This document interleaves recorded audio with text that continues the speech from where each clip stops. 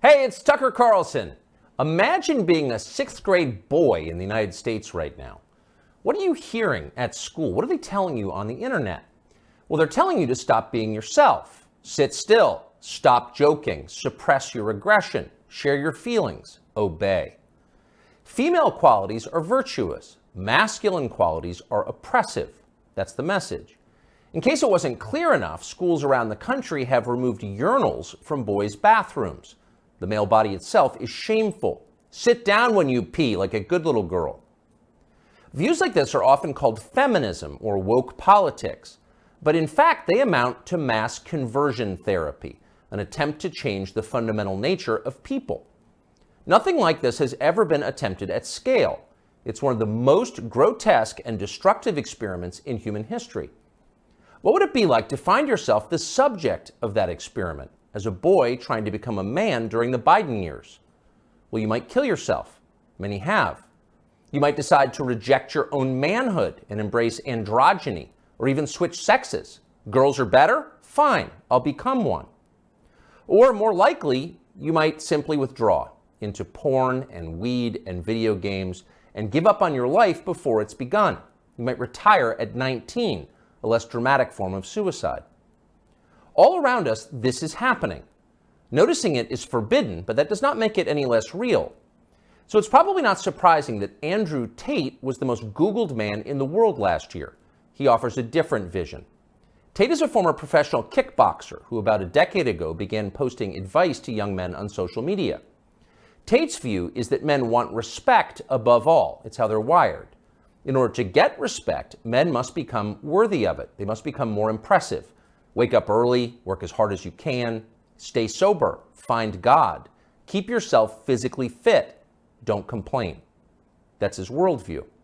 Earlier generations of Western leaders might have found parts of Tate's message inspiring. Now it's seen as a threat. The media treated him like a criminal up until the day he was officially classified as one.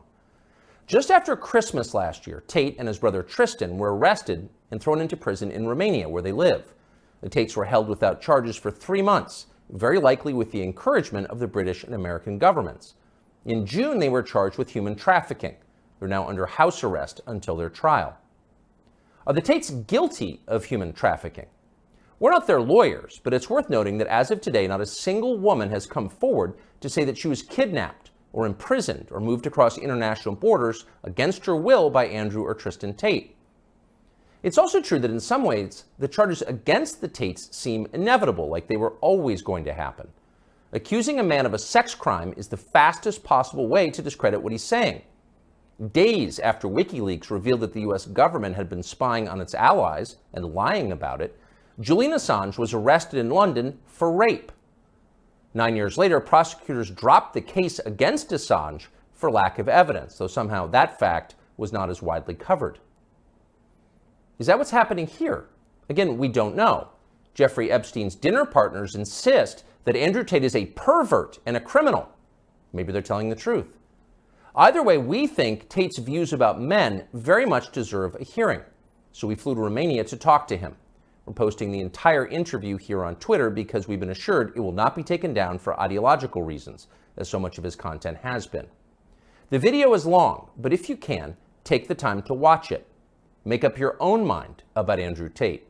Here it is. So what are you charged with? That's a really good question. I'm charged with being the head of an organized criminal group, which is in charge of recruiting girls to make TikTok videos to steal the money from the TikTok views. Recruiting girls to make TikTok videos and stealing the money. So it's really a financial crime? It looks that way. And it's very interesting because the girls who they've identified to add to the file are saying that we're not victims of anything and this isn't true. But the state believes it's true. And the state thinks that I, as a 35-year-old man, woke up. I was already extremely financially successful. I was already a father. I was already very well known. I had no financial motivation. I have no criminal record. It's not my personality profile, but I woke up at the age of 35 and decided to make girls do TikTok to enrich myself with the pennies that I would earn from TikTok views. So in the United States, I think the belief is that you were charged with human trafficking. Yeah, that's human trafficking, because what you do is you force a girl to work against her will for financial gain. That's human trafficking. And their justification for this is that girls do TikTok. Some girls I know who they've found who say they're not victims have TikTok accounts. How do you force someone to do TikTok videos? I guess the prosecutor is going to have to explain that, isn't he? It's a very interesting scenario I'm in, and I'm inside of Romania, so I have to show a degree of respect to the Romanian judicial system, and I have to show a degree of respect to the situation I'm in. But the overall charge is that there's an organized criminal group. There's a group of us. I'm the head of it. My brother is below me, and we use the lover boy method to convince women to do TikTok videos to make money so that we can steal the TikTok money. So there's no, just to be clear, you are not accused of pandering, of pimping, of forcing women to have sex with anybody. No, not forcing them to have sex, not restraining their movement, not stopping them from living a full life, but the fact that we are somehow convincing them to have TikTok. Very interesting. I don't think... But there's no actual... I'm asking you this because I do think it's a widespread belief that you were accused of pimping. Yeah, no, that's nothing to do with any of this case. Absolutely nothing. And it's kind of scary because the crime in itself of human trafficking is a unique one, because they can ignore the statement of the victim. So the girls have come forward and said, this is insane. You've just picked us because we're near Andrew and we're his friends. But the whole idea of the crime is they can say that she's brainwashed, right? She's under duress. So you can ignore her statement. State says she's a victim, regardless of the fact that she says she's not a victim. So it's very interesting because the difference between sex and rape is consent, right? Right. But they remove all of that. They're like, nope, you're a victim. No matter what you say, we're deciding you're a victim. And they've chosen them. And of course, these girls do nothing pornographic. They've never had sex with anyone, nothing to do with that. So they've picked TikTok. So it's scary. Imagine you're a full-grown man anywhere in the world today. They can find two girls who have TikTok on their phone, which is every single female on the planet, and they can accuse you of forcing them to take the TikTok money. And even if the girls say they didn't do that, this isn't true, then you're still a human trafficker. But force, what does that consist of? Forcing someone to do something? Are they accusing you of using violence or? No, they're accusing me, and this is the thing, they're accusing me of using the lover boy method, coercing them by being nice. And by the way, these charges presumably are public, so... They're public, and this is extremely serious. But if you actually analyze the overall case against me, they're saying that Andrew and his brother, by being nice men, convinced girls to have TikTok accounts and then take the money. And it's very interesting because inside of the entire case file, there's not a single financial transaction to us for money. What are the penalties? They're extremely severe, 5 to 10 years in jail. And I've already served, coming up now, 7 months in a form of jail. They can only hold you are essentially incarcerated right now. Absolutely, I'm on house arrest, and that counts as jail. You can only be held 6 months without charge. I was initially picked up, thrown in a cell without charge, and I think the intention of the entire investigation at that point was to find the crime because they had very, very weak evidence. They contacted 2,000 people who know me or knew me. They tried very hard to convince some female somewhere to come forward and say something bad about me. The media machine, which works hands in hands with the justice machine, as you know very well, did exactly that. In fact, they offered bribes effectively. They'd call up ex-girlfriends and say, if you have anything bad to say about Andrew, we can pay you $50,000 for the story. And they tried very hard. They didn't find any evidence of anything. They then released me on house arrest. And then 2 days before the legal limit in which they had to drop everything, they charged me with whatever they had from the beginning, which is very little. And now we have to wait for the Romanian judicial system to analyze the file and, God willing, throw it away. How long did you spend in jail? I was in jail for 92 days in a Romanian jail cell. What was that like? It was certainly an interesting experience. I won't lie and say it was easy. It was certainly very difficult. The uncertainty of it. It's a very uncertain situation to be picked up on just before New Year's Eve and thrown in a cell without charge. And I'm asking different prison guards and different prisoners, how long am I going to be here? One prisoner was like, I've been here 2 years. I was like, have you been charged? He goes, yeah, but I haven't gone to court yet. Like, everyone's been there for years. I thought I was going to be there for years. And it certainly takes a mental toll on you. And I think jail is a different experience when you know you're innocent. There was a guy in there for murder. He's like, yeah, I murdered someone, I'm in jail. You can your soul and your mind can accept the punishment for a crime. But when you've actually done nothing wrong, I think jail is a lot harder. Did you know why you were there? Not initially. So for about the first 2 weeks, I never actually got told in English what I was accused of, because I was arrested on December 29th. There's New Year's. What were the circumstances of that? Yeah, December 29th, 5 a.m., the armed guards ran in this house. They spent all day searching the entire house. They're very interested in electronics, as most federal agencies are. And then they took me that evening and said, we're going to go and put you in jail for 24 hours. And after 24 hours, you see a judge, and the judge will decide if you stay in jail. And the judge decided I should stay in jail. What did you do? I mean, who'd you call? I had a lawyer, and my lawyer came and he said, we need to analyze the case file. We need to see what they have against you. You're being accused of human trafficking. I was like, human trafficking? That's insane. Who? When? What? I went to jail, and then I was given all this paper in Romanian. I don't speak Romanian, although I live here. And then I was waiting for the translation. So I think it's about 2 weeks before I finally got the papers in English to understand why I was in a jail cell. And then I really understood how insane the accusations were. What is human trafficking? Yeah, so the overall, my understanding of it, they're saying that human trafficking is when you convince a woman to do something she doesn't want to do for financial gain. And there's different methods you can do that. You can do that through force, and you can also do that through emotional coercion. I think most people, just speaking from the American perspective, most people believe that human trafficking is effectively slavery, selling human beings. That's what I believe as well. Absolutely. And this is the thing that's so interesting. When you finally end up the enemy of the matrix, and they use the legal system as a weapon to punish you for having an opinion, you realize how subjective the law is, right? Because it can be a weapon. When you have something subjective, you can just pick and choose. So if they sit and say, human trafficking is a woman doing something for financial gain against her will via emotional coercion. Well, he knows these two girls, they have TikTok accounts. Emotional coercion? Convincing her. That's what I'm accused of, because they have no proof of me doing anything wrong. So they said, he's convinced these girls to do TikTok for money. The girls have said, this is not true. And the state is denying their statement, saying, no, you're brainwashed. It is true. And I went to jail. So how is the state, so the state is trying to coerce the women. So how is the state not committing human trafficking by the same definition? Well, absolutely. It's very interesting. It's very interesting that you can sit someone down and tell them they're a victim when they say they're not a victim. You're a victim of being coerced, and we're going to try to coerce you into conceding you were coerced.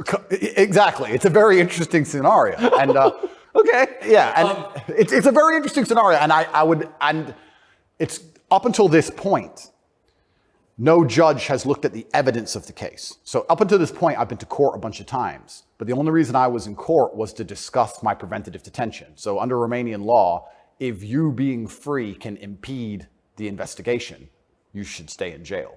So the judge agreed that, yeah, maybe if he's free, he can damage this investigation because they're trying very hard to get something on this guy. So I've done a bunch of jail time.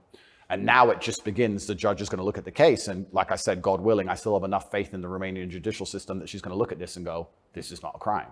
Or you're aware of the media coverage of this, however. So you're in jail for 90 days or more, and the rest of the world is talking about you. Do you know what they're saying? They're saying very heinous things. And I would hate to come across as a conspiracy theorist, Tucker, but I kind of have a feeling that this might be something to do with my influence and an attempt to slander my name. Perhaps I'm crazy. But the fact that they chose such a heinous crime, and they reported it so heavily, and they won't shut up and keep repeating basically a slander attack day after day after day. Also considering the fact that other people who genuinely commit heinous crimes have far more favorable press coverage. I don't want you to think I'm a conspiracy theorist. Please, Tucker, I would hate for you to come here and call me crazy. Yeah. But something very strange about it, and I think when Jeffrey Epstein's friends call you immoral? Yeah. The goal of it is certainly to slander my name. And I like to see it as a litmus test. I like to see it as an intelligence test. Anybody who wakes up and looks at me and goes, he's a human trafficker because of TikTok, they're fully gone. So, but from the West, just to defend the average news consumer in the West. Sure. Andrew Tate, kind of an outlaw. Yep. Lives in some palace in Romania, wherever that is. Yep. And Romania sounds like the kind of place where human trafficking is like the main industry. A lot of it happens here. That's what's so crazy about it, right? What's so crazy is if they really want to find a human trafficker, I think they could probably do it quite easily. But they managed to get me. That's certainly the perception.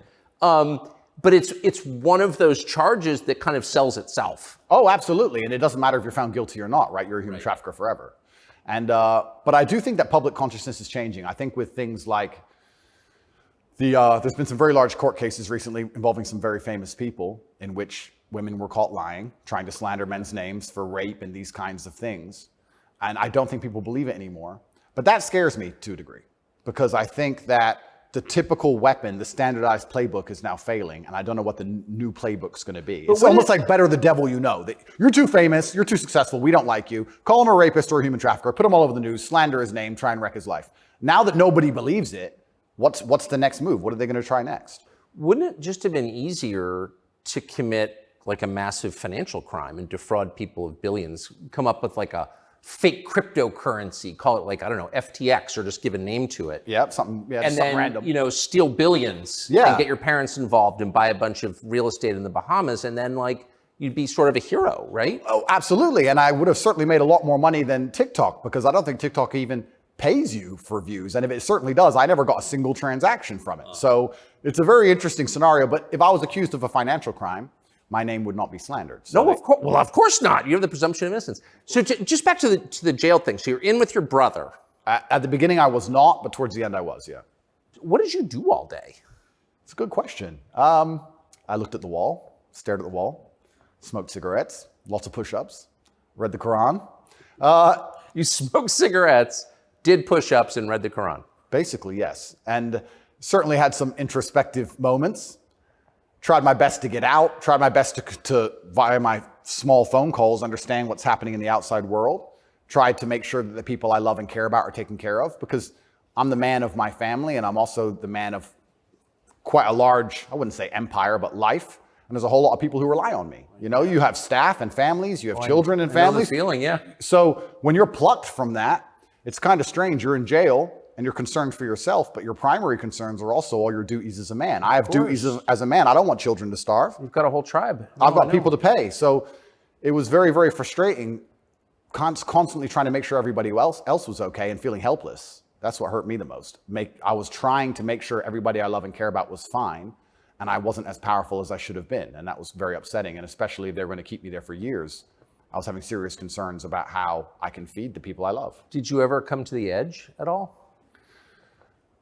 No, I certainly had some days I was less happy than others, but I made sure that my mindset was built in a way that I could always be doing something constructive. And also, I think you get what you give in life. And if I ever felt particularly sad on a day, I would try very hard to make other people happy, because if I made other people smile, I'd feel better. So even the dinner ladies or the prison guards, I'd try very hard just to make people smile. I know it sounds silly. Some of the prison guards were more open than others, but there was a couple prison guards who were ice cold, who didn't want to say a word to me. And I'm like, hey, bro, your hair looks amazing. And you just stare at me like he wants, shut up. But I just try my best to cheer people up, to cheer myself up. And as a man, all you can do is just find the resolve to continue doing the best you can in this current circumstance. So, what were the other prisoners like? I don't want to insult Romania in any way, and I love this country and I chose to live here. But if I had to describe it for the people, for an American audience to understand, I don't think Romania and a lot of these countries have the same kind of mental health setup or the mental health support that a lot of Western nations have. So you end up in jail. Ooh. So I think there was a lot of mental health problems inside the jail. So it was very similar. It wasn't just a jail. There was also a lot of mental health problems in there, which adds a new complexity and a new dimension to the suffering, because there's just random screaming and there's suicide and it's certainly not a very nice place to be. Oh, so it's horrifying. Yeah, I don't want to go back. You hear the phrase Romanian prison and it sounds tough. So it was what you would imagine. It is. And when this process is over, there's a lot more I will say. But I will say the staff were very nice to me, and I want to make this clear. I want to make it very clear that all the staff in the jail were very professional and very nice to me. I would almost say that they believed I was innocent and they understood that I didn't belong there. There was a semi-apologetic vibe to the way I was treated by the guards, if that makes sense. Yes. They understood very well. I don't think anybody, like I said, with a functioning brain believes that me at the age of 35 decided to steal TikTok money and ruin my entire life without financial motivation to girls who say they're not victims of anything. I don't think anybody with a brain. Well, the fact that you're not accused of a sex crime or of violence, which I think most people don't really understand. Yep. And they can look it up. Yep. I mean, but you're not actually accused of rape, correct, selling anyone, correct, pimping. correct. Okay. That right there raises a lot of questions. Well, yeah, and this is the thing that's so interesting because I'm accused of using a method of human trafficking called the lover boy method. So how that would traditionally work is a man would meet a girl, become her boyfriend, take her to another country, turn her into a prostitute, say I love you, like pimping. Of course. But they're saying, because all my conversations with these girls are very nice, they're saying that I use the lover boy method to convince them to do TikTok. And once again, I never made a penny from TikTok, and I have no interest in girls' TikTok's accounts, and I've never made any money from TikTok in my life. So that raises the question. So that right there, I think, I mean, we can let people assess. I'm not, an expert on the Romanian legal code, but that's kind of not the impression that most people have. Okay? And that's the media, who have made that the media have tried very hard to do that. And if I had to estimate, I think that the overall intention was just to throw me in a cell, use the media machine to drum up something real. I think that's what the goal was. So, but what's and I believe that. It seems, obviously. Yeah. One thing, I've never been to Romania before, and one thing I'm struck by is the American presence here. Oh, it's massive. Fully understand that. So there are 3 NATO bases here now. They're bustling because of the war in Ukraine. Yep. One's on the Black Sea, Yep. right below Crimea. So this is strategically important, this country, to NATO.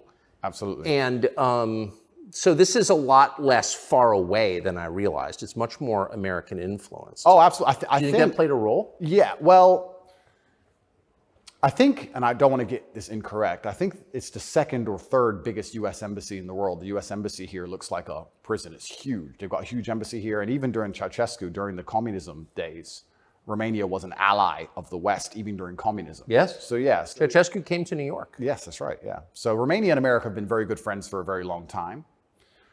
I have to be careful what I say, but it's certainly very interesting what's happened to me. The American embassy were not particularly helpful, let's put it that way. They weren't very interested in me being locked up without charge. They didn't seem very interested in getting me out. But you're an American citizen. Absolutely. And so you're an American passport holder. correct. So I think the average American believes, perhaps falsely, that if you are accused of a crime in a foreign country, particularly a less developed country like Romania, you go to the U.S. Embassy and someone takes an interest in your case just to make sure that your treatment falls within, accepted standards of justice. Yeah, they came to see me, but when I was asking them what they can actually do about all of this, they weren't particularly helpful. I don't want to peddle conspiracy theories, and I've heard a lot of information, etc. But I wouldn't say they sanctioned it. I don't know if they had to sanction it, but they weren't particularly interested in getting me out. But at least they came to see me more than once. I mean, they kind of pretended to care. The UK embassy didn't even pretend to care. The UK embassy was, I really think they enjoyed it. They didn't. And you're a British subject as well? Correct. And this is the kind of thing, and I want to say this here, that's kind of frustrating for me because Romania is my home now for 7 years, but I'm half British, half American originally. And when something like this happens to you, you have this longing for home. You kind of want to go home. When you end up in a jail in a country where, even though you've lived for a long time, you don't speak the language, you don't understand the legal system, going to court in a foreign language is far more intimidating than in your own language. I can imagine. You don't have a clue what's being said. You don't understand how anything works. And then you kind of have this longing for home, but I feel like my home countries hate me, and they hate me because of my message, which I believe to be a positive message. So you kind of have this strange feeling of homelessness, because it's like, well, if I go to the UK, I believe they're going to attack me the same. If I go to America, I believe they're going to attack me the same. So where do you go? It's kind of scary. Where do you go? It's a good question. We're going to have to see. How did you wind up here? I moved to Romania. I came to visit a long time ago. Before anybody ever visited Romania, I came to visit, and I genuinely fell in love with the place. It truly is a fantastic country. I love nature, as an amazing nature. It's a very safe place. It has this reputation of being dangerous. It's not dangerous. It's very safe. The people are very good. The people are very conservative traditionally. It's almost like America was 20, 30 years ago. It's gorgeous. They have a bunch of nice restaurants and plenty of things to do, and I've never had a problem here in any way. Never had any issue with the law or with the other side, criminals, nothing, until this came out of nowhere. So it's been very strange. So what is it about your message, do you think, that infuriates certain people? Well, my message is traditional masculinity. My message is to stand up and say what you mean and mean what you say. And even going to the gym nowadays is an act of defiance, because when you have a man who's built with any degree of principle, you say no to things. And I think if I have to analyze my message and why I'm so disliked by the people who dislike me, it's not the things I'm saying, it's the fact that if you adhere to my principles and you adhere to the things I say, you end up being the kind of person who will resist certain ideas. You say no. What kind of man never says no? Name a man who never says no. Men say no, right? Men wake up and say, no, I don't think that should be done this way. No, my children will not be taught that. It's no. the father's primary job. Absolutely. So when you say to men, listen, you're allowed to have an opinion. You're allowed to have standards. You're allowed to have boundaries and barriers. You're allowed to get up and become important and work hard and try hard and become the kind of man who can't be controlled, then you're seen as an enemy. And I, especially with the massive influence I've gained, I think they look at me and go, he's helping men resist the slave programming. We don't need him around. We need to empty their brains so we can inject the slave programming and convince men to be eunuchs, because once you're eunuched, then you're not a threat. I think I buy that, because your message, I'm not the world's expert on your message, but I've seen a lot of it, and it's not explicitly political, actually. No, it's not political at all. And their original attack before this Matrix attack is they weaponized virtue, which is what they usually do. There's no genuine virtue inside of these people. They weaponize virtue. They find a virtue and they turn it into a bullet and they shoot it at you. I'm sure you know very well. Yeah, I've heard. Yeah. I was a misogynist for the longest time just for saying that men should have standards. If you tell a man he can have standards in a relationship in any way, you're a misogynist. It's actually very interesting because what does that mean to have standards in a relationship? But this is the thing that's so interesting about it, because they've gendered the argument when I never did.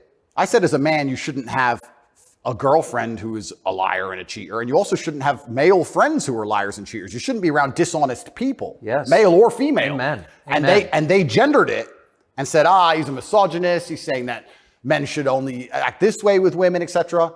I said that men should have standards, and you should have protocols that you're prepared to accept, and you should have hard parameters. And if a woman doesn't want to adhere to those parameters, that's her decision, and it's her prerogative. But you don't have to stay with her. Why should you? What's wrong with that? Well, that's teaching men to say no. They don't want men to say no. So are you arguing that it's better to be with a virtuous woman? I think so, yes. I know that's crazy. No, I'm serious. I mean, I am, Tucker. I don't want to. That seems like good advice. I don't want to come across as extreme, but yes, I am. And what's actually funny is I really believe most of the things I'm saying were accepted by absolutely everybody 15 years ago, 10 years ago. And now it's public enemy number one. And it's because of the mass influence I have. At one point, I became the most Googled man on earth. At one point. And it's a scary situation I'm in. But if you're arguing that it's really important for a man to find a good woman, a decent woman, an honest woman, that's the truest thing that's ever been said. I Absolutely. mean, that's the most important thing any man can do. I mean, I can just tell you firsthand. Oh, thank you very much. Married 32 years, that's the most important thing. And you think saying that angered people? Absolutely, because I'm arguing the only way to do that is via masculine excellence. I'm saying in the world we live in today, it's hyper competitive. And if you want to be the kind of man that has the choice of women to choose a good one, you need to be an excellent man. It's no longer acceptable for you to just be an average Joe or below average. You have to get up and you have to work hard and you have to be smart and interesting and you have to be charismatic and make some money and be in good shape and you have to try very hard. And unfortunately for them, if you follow that path as a man and you become successful in those realms, you end up being the kind of person who resists enslavement. You become the kind of person who wakes up and says, no, I don't believe in that. That doesn't make sense to me. I can't imagine a better message than that. If you want a good society. So then you have to argue and sit and say, do these people want a happy, functioning society or do they want something else? What do you think? I think that I would never kill myself. And I also... Just throwing that out there? And I also think that when you want to conquer a society, you kill the military-age males. That's what you do. That's the first thing they've ever done. They walk in and all the men have to have their throats cut. They can't perhaps do that, but they can certainly cut your balls off. And then you can't resist. And I think there's certainly a movement to ensure that there's very little resistance left inside of the number one demographic, which is required to resist oppression, which are military-age males. And they don't want those kind of people waking up with any kind of self-respect or standards or to say, no, I don't accept this. I do not need a ninth injection. They don't want that. They want you to sit and say, I don't need it, but the news said so, oh well. So in the one interview that you and I did, you had a line that I've been thinking about ever since. I thought it was so interesting. I never thought of it before. You said that a lot of people went along with the vax and that you didn't judge them because facts change.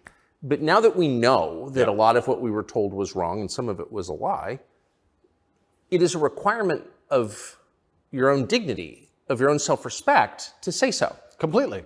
And people should apologize. I really do believe. And I have nothing against the people who fell for the propaganda, fell for the programming, and took the vaccine. Yes, I agree. Fine. But you should wake up and say, I was fooled. I've learned my lesson. I will not be fooled again. But if you were fooled by the MSM and took the injection and you continue to be fooled and you have not self-reflected and you have not realized that they lied to you the entire way and you now believe the new bunch of lies that are all over the television, then there's something wrong with you. Or you don't care that you were lied to. You don't care that you were lied to, because I think a lot of this is actually genuinely cowardice. I think it's a very easy worldview. The life is easier if you accept the news tells the truth. Yes. Everything they want me to believe is true. Everything's nice and simple. Good guys, bad guys, doop-de-doop-de-doo. And if you want to actually wake up, it takes a degree of bravery, because then you have to destroy your entire worldview, everything you've ever understood and everything you're told, and you have to really look at the world and go, oh, this is a mess. And that takes bravery. And once again, that's why they don't want men to be brave. They want you to sit there and go, oh, it's easier if just, CNN said, so it must be true. And it's cowardice. And they're trying to instill cowardice in all of us. That's what they're trying very hard to do. And I think even just me as a person, the people who hate me, my detractors who dislike me so much, even if I say nothing, I just turn up, big, bald, strong, fast car. It's just me. I'm like the enemy to them, because I symbolize men who don't comply. And not don't comply in a negative law-breaking way, but don't comply if we don't agree with that or we don't see common sense in that, we're going to politely decline. And that's simply not allowed. What's it like to have the prospect of prison hanging over you? I think that I like to believe that this is a test from God. I like to believe that if you become the most Googled man in the world for saying that you have mental resilience, that God is going to make sure you don't have that degree of fame without testing you. I like to believe that God comes along and says, yes, I've allowed you to become the top G. We're going to see if you really are the top G. I believe that's how the world works. It's certainly intimidating, especially knowing you're completely innocent. But I believe it's a test, and I believe it's my job to pass the test for my ancestors and for people watching over me and for God. And I think I have to do the absolute best I can possibly do in the scenario and the circumstance, regardless of whether I win or lose. I still believe I'm going to win because I've seen the case file and I've seen that no laws have been broken. But even in the very unfortunate circumstance that this matrix attack goes deep enough to throw me into a jail cell, I think I should handle it like a man. I think I should stay and finish the process, and I should walk with my head held high and suffer as much as I need to suffer to stick by my convictions and know that I'm an innocent person. And I refuse to break. I refuse to cry. I refuse to be depressed about it. I'm going to wake up and I'm going to smile regardless. And regardless of what happens to me, I want everyone to know that, one, I would never kill myself. And two, I think that as a man, there's always going to be a degree of pain and suffering in your journey. I don't think you're ever going to become a successful man or be good at being a man without pain and suffering. And there's many times in my life where something terrible happened to me, and at the time, if I could change it, I would have. But retrospectively, you kind of look back and go, you know what, that was formulative for me. That's right. That is what God decided I needed to become who I became. So all of the pain and all the suffering I've ever gone through in my life ended up, in the end, building me into the person I am, and I'm proud of who I am. So if God decides I need to go back to a Romanian dungeon for however many days, then all I can do is accept it and accept his plan and accept that it's going to make me a better person and so deal with it. You see the hand of God in your life? Absolutely. I think that he is the best of planners. And like I said, if you retrospectively analyze all the times in life you wish you could have changed things, yes, he knew better. And I'm going to have to accept that. When did you conclude that? I guess I always kind of knew. I was atheistic for a while when I was younger. But as you get older, you start to look at the world and understand that the thing for me was actually, I guess, a scientific principle. It was Newton's law of equal and opposite force. If there is evil in the world, and I'd like to think we both agree there certainly is, yes, there has to be an equal and opposite force, which is good. And I would like to think that that is God. Even the idea of God as a notion, even just as a concept, if that idea of God resists evil, then God is real. If you have two islands, you have two people, let's say a ship crashes, and you have two people who swim to two different islands, and one island they're atheists, savages, and they rip you apart, and the other island you get there and they believe in God and they believe they're not allowed to kill you. Even just their idea of God saved your life. So I think even just the concept of God in and of itself, if enough people believe in it makes them do good, then God must be true, and that's the equal and opposite force to the evil of the world. And this is how I view it. So I don't see how anybody with a conscience cannot believe in God anymore. That's such a profoundly different worldview from the one that we're presented with, I think. Yeah. Do you think that's maybe the division in the West between people who see those forces at work and those who don't? I think the West is actually split between people who think and people who don't think at all. I think the people, there's no such thing as these two opposing worldviews. I think people believe there's worldview A and worldview B. I disagree with that. I think there's worldview A, the good guys, which are primarily people who do believe in God, do have parameters, do believe in standards, do believe in self-respect, do know how to say no. And there's worldview B, which changes day by day, based on what they're told, which means they have no real worldview at all. They just repeat. And they have no standards and they have no parameters. There's nothing you can tell them that will make them wake up and go, that's wrong, because they have no inherent morality. So you can say bestiality is accepted and encouraged now. It's good for you for climate change. And they'll sit there and go, oh, for climate change, oh, well, off we go. And they'll just do it. So I think you have a camp of people who think, and you have a camp of people who repeat. And I don't think there's actually the opposing side to the good, I don't think function as a thinking populace at all. I think they simply repeat. It feels like the conflict between those two groups is getting more intense. It's certainly getting more intense. And it was interesting for me because, and I want to be an optimist, but I lost so much faith in humanity during COVID. If you would have told me how COVID would have gone down before COVID, I'd say no way. We're not that bad. I thought the people aren't that dumb. But when I experienced COVID, it's actually scary. You see how the Nazis managed to do what they did. You see how they managed to put people in concentration camps. You see it. And I had a very unique view of COVID because in the first days of COVID, when people were falling over in China and the Italian hospitals were overrun, at the height of the panic, when most people believed, because it was the very beginning, early stages, my brother and I had a very logical conversation and said, we're two military-aged men in very good physical condition. If we die of this, the world's over. If it can kill us, it's zombie apocalypse.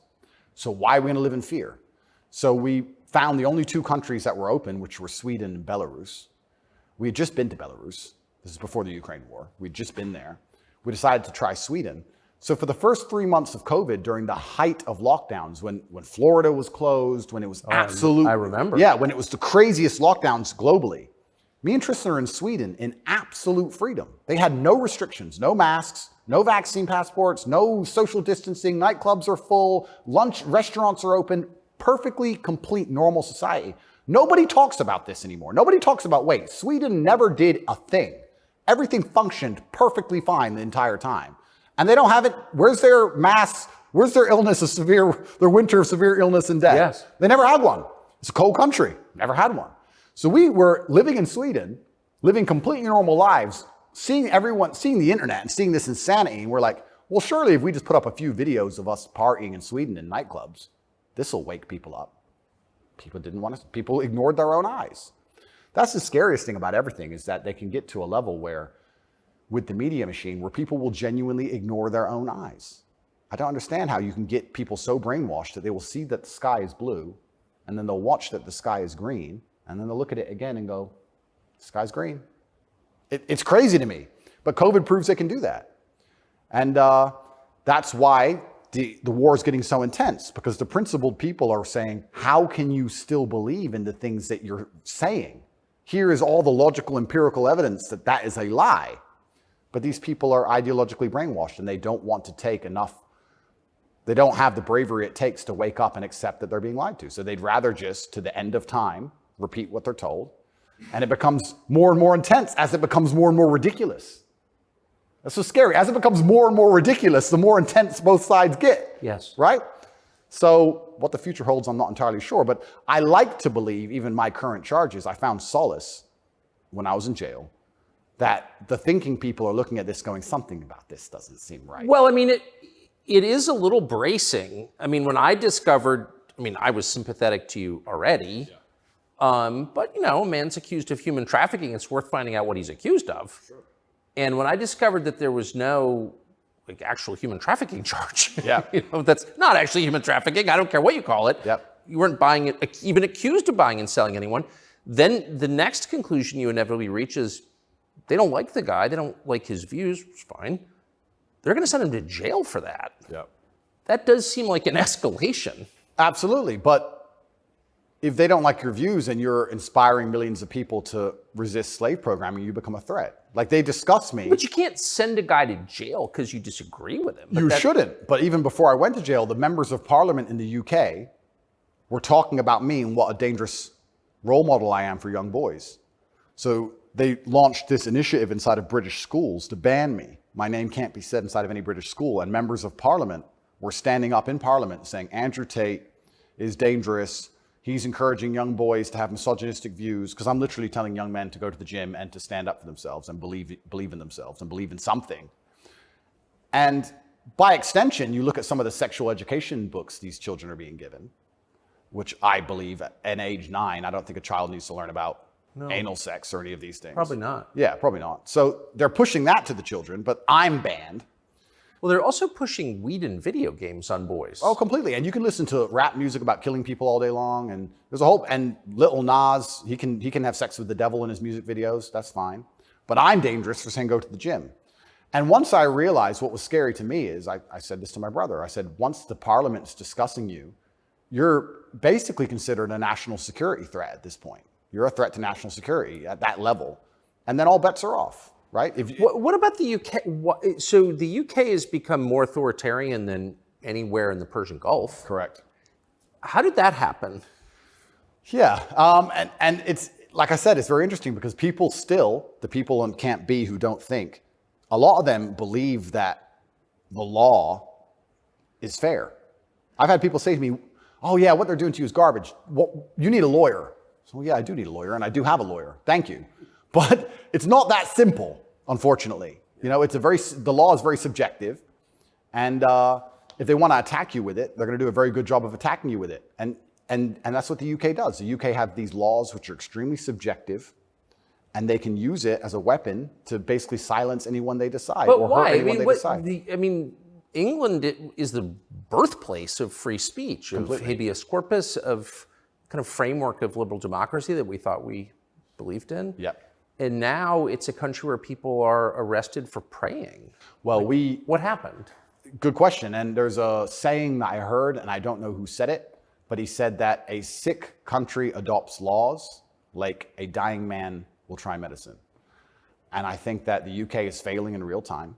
If you look at it in any metric, whether it's living standards, whether it's crime rate, any metric you can measure the success of a country by, it's fallen off the cliff. It's becoming more and more expensive to live there. The education system's gone down the pan. London is the stabbing capital of the world. You're not safe to leave your house. So their answer to this is just more and more and more laws. And unfortunately, as they do that, they're not even intelligent enough to actually attack the people who are doing genuinely bad to the world. They just make more and more authoritarian laws, and they end up using them to attack the people that the government doesn't like. And I ended up being one of them. And I think Europe in general has problems. If you look at France as we speak, I think it's on fire, isn't it? Most of it? It is. Yeah. So they have issues, and their answer, what's a government's solution to anything? Law. What can a government do? No matter what. But they're not laws that are aimed at fixing the problem that's right in front of them. They're laws aimed at fixing the person who's talking about the problems. So why don't you get rid of the guy who tells everybody? Isn't that easier, Tucker? Why fix any of this? If we just shut him up, they won't know. No, but that's like responding to a heat wave by breaking your thermometer. Completely right. That's the plan. It's insane. Plan one is to break the thermometer. We might deal with the heat wave a bit later. But get air conditioning. No, let's break the thermometer. For now, there's too many people talking about the heat wave. So let's just break that. And then later on, maybe when we have time, we'll do something about the actual issue. It does seem like a lot of this is an effort not to talk about the real thing in Europe anyway, which is migration. Yep. And the UK, formerly known as England, and France have both been completely changed by people from other countries. Yep. And who I'm sure have added good things too. I mean, I'm not, you know, but they've changed them. And in general, they're not better countries. And like, why can't anyone admit that? But this is what's really interesting to me about what's happening, because we're talking about masculinity and men who say no and men who stand up. But there has to be balance. right? Yeah. Everywhere in the world, there has to be power balances. If there's not a balance in power, there's going to be a vacuum, and that's going to be filled. If you neuter the native population of men, if you destroy their mentality to resist, if you tell them that every single thing about them masculine is wrong, and you basically feminize and unicate them, turn them into eunuchs, and then you import high testosterone men from the third world who don't believe any of this garbage, who grew up in a society where they understand the only way to succeed is to be a fearsome predator to a degree. What do you think is going to happen? Like, who's supposed to protect the sanctity of these nations and these settlements and these towns and villages? The police? No. In general, I would argue that it's the masculine essence that can be detected by the people who arrive. I guarantee if you were to put a bunch of these migrants in Sarajevo or Moscow, they'd behave themselves. Oh, yeah. I have a feeling they'd just look around and go, not today. But when you neuter the native populace, then it's like, well, there's a power vacuum. And when there's a power vacuum, what do we expect to happen? So that's what are the French going to do about it? What's your average Englishman going to do about it? Nothing. And that's the thing. And that makes you wonder, is this purposeful? Like, why these two actions of neutering the native populace and importing these high testosterone third worlders are so at odds with each other. Is this purposeful? I'm not sure, but has anyone considered this? So yeah, it's interesting because you talk about these are huge and intentional trends, and I mean they're historically transformative trends.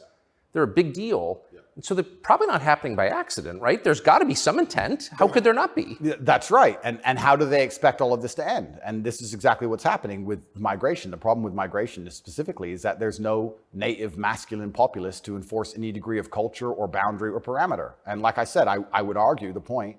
And I've been to Sarajevo and I've been to Moscow. I've been to these places and I've seen there's a whole bunch of migration and everybody seems to just behave a little bit differently. And I think that's because people understand that men live here. That men live here. Yeah. If you turn up in someone's house and their house is pristine, you're probably going to take your cup and you're going to go put it in the kitchen. But if you turn up in somebody's house and it's a fucking mess and nobody respects the house and nobody cares and the man is drugged out of his mind, half asleep on the couch, what are you going to do with your cup? You're going to leave it there. You don't give a shit. If you turn up to the Western world and look at it. Then you're going to hit on his wife. Absolutely. So what do we expect to happen in these scenarios, right? And it is purposeful and it is scary that even me just telling men to go to the gym is seen as an act of defiance to the point where I have to be punished. I must go to jail. I must be silenced. The thermometer must be broken. If at the end of all of this, no matter what happens, do you plan to stay in Romania? I love Romania. I love this country. And if I am found not guilty, I will stay in Romania, yeah. I will still stay here. I don't believe in running away. I also believe, and perhaps this is... Yeah, I didn't even want to ask you that because you've got a legal case pending, but I mean, presumably you're rich enough to run away when you haven't. Correct. I'm not going anywhere. I think if I was anywhere in the Western world, this would have happened to me. I don't think this is Romania's fault. Let's put it that way. I don't think this is Romania's fault. I think if I resided in Switzerland or France or Italy, the same thing would have happened. Yeah. From knowing what I know. I think it was going to happen to me regardless, and I think I do have a large amount of sympathy, especially amongst the Romanian population. I get thousands of messages a day from Romanians apologizing to me. I think the people here actually like me. My waiter at lunch yesterday is one of them. He wanted you to know, yeah. Oh, amazing. This is what I mean. Everyone understands what's happening. My problem is not with Romania. I don't hold any personal grudges against Romania. I think that this Matrix attack was going to come to me. Basically. What is the Matrix? Good question. I guess some Americans call it the deep state, but I like to look at it in a more global way. When I say the Matrix, I think there are certain agendas which are being pushed. I think the media machine and the judicial systems of the world work together hand in hand. I think the goal is to control people's minds to a point where they don't discuss anything that's important. The reason I use the Matrix is because I've watched that movie a few times and it has so many similarities to the... Have you seen the movie? No. You've never seen the movie The Matrix? No, I don't watch any movie. Tucker. I don't want to talk about it on camera. No, I'm very dyslexic and it's hard for me to watch video. Got it. Honestly. Understood. But there's so many similarities, and the basic premise is that humans' minds are controlled and put inside of a false reality so that their body heat can be manifested for the machines. And I don't think it's much different to reality. Our minds are controlled. We're put in a false version of reality. We're told things that aren't true. We're arguing over things that don't matter. We're observing a false version of events. And the goal of it is just to distract us long enough for our bodies to be used for the machines, to soulless. And I think it's pretty similar, striking similarities.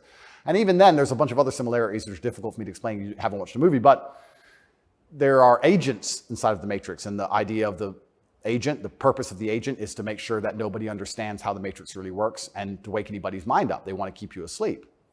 And any person can become an agent at any time. If they're not unplugged, if their mind is not free, they can become an agent, and their job is to keep you asleep. And you see agents all the time. COVID awoken me to agents. When I would sit and talk to somebody and they seemed perfectly rational and normal until I mentioned COVID, and then they'd fully change. No, it's dangerous. No, what do you mean? What do you mean? Are you crazy? My grandma got sick. And they became an agent instantly and started repeating the news to me. And I was like, your grandma got sick. How old is she? 97? Interesting. Oh, I better lock myself in my house then. Dumbass. So agents exist and the Matrix exists, and I think most people's version of the world is a false one. The idea and the world that most people have in their mind and how society functions and how all these things function, I genuinely believe is completely false. I think they've all been lied to. I don't think anybody understands how any of the world works. And I try and use some very simple, very simple analogies to wake people up. I said to one of my friends once, I said, if me and you could play video games for $10,000 and you could cheat, would you cheat? He goes, well, no. I was like, if I was whooping your ass and it was 10 grand a game and you could cheat, would you cheat? He goes, yeah. I was like, all right, so you accept that people cheat to win in a video game for a menial amount of money. You think they're not going to cheat for something that matters? Yeah. I think this they're not going to cheat for something important? You understand what I'm saying? Oh, yeah. Yeah. So, how about to get the most important job in the world, President of the United States? I would never kill myself. I mean, people kill each other over insurance fraud. You don't think, right? Yeah. So when you actually understand how the world really works, what was really interesting? I remember there was this big military coup in, was it Myanmar or Burma? One of these, there was a big military coup like a year ago or something. And nobody really cared. They mentioned it on the news a little bit. And I looked at it and I looked into it. And they were talking about how the two political parties were almost 50-50. And then in the 90s, something changed. And now one political party just smokes the other one. And the military took over to restore democracy and all this stuff. It was very interesting, the voting machines they used. Really interesting. Something to look into. A lot of countries like that. Philippines, also true. Why do you think support for the war in Ukraine, support for Ukraine's side in the war against Russia, support for a war against Russia in the West, is kind of the bottom line issue for the people who run the US government and for the American media? Why? I mean, I guess you could argue about it, but there isn't an argument about it in the United States. There's a position, and anyone who doesn't hold it is attacked and punished. Why? Why is that so important? Well, the first thing I think we should all do is I think we should all give Putin credit for curing COVID, right? Because when his invasion happened, COVID went away. So I hadn't thought about that. Think about it. It's almost to the day. So we have to give him some credit at least for doing that. He may be the bad guy of the world, but at least he cured COVID for everybody nearly instantly. Fair. Thank you, President Putin. I, up until this point, never really commented too heavily on politics. Yes. But I understand very well, I like to believe what's happening with Ukraine and Russia. And what I will say to the people who are watching this at home is that if you are naive enough to believe that there are good guys and bad guys in wars, and it's as simple as good and bad, and that the bad guys are crazy, and the good guys want freedom, then you need to do a little bit more investigation into what's really happening. And when you look at the vested interest of any country or any person... Can I just ask you to pause and just comment? That's the truest thing, what you just said. That is and anyone who doesn't understand that should shut the fuck up.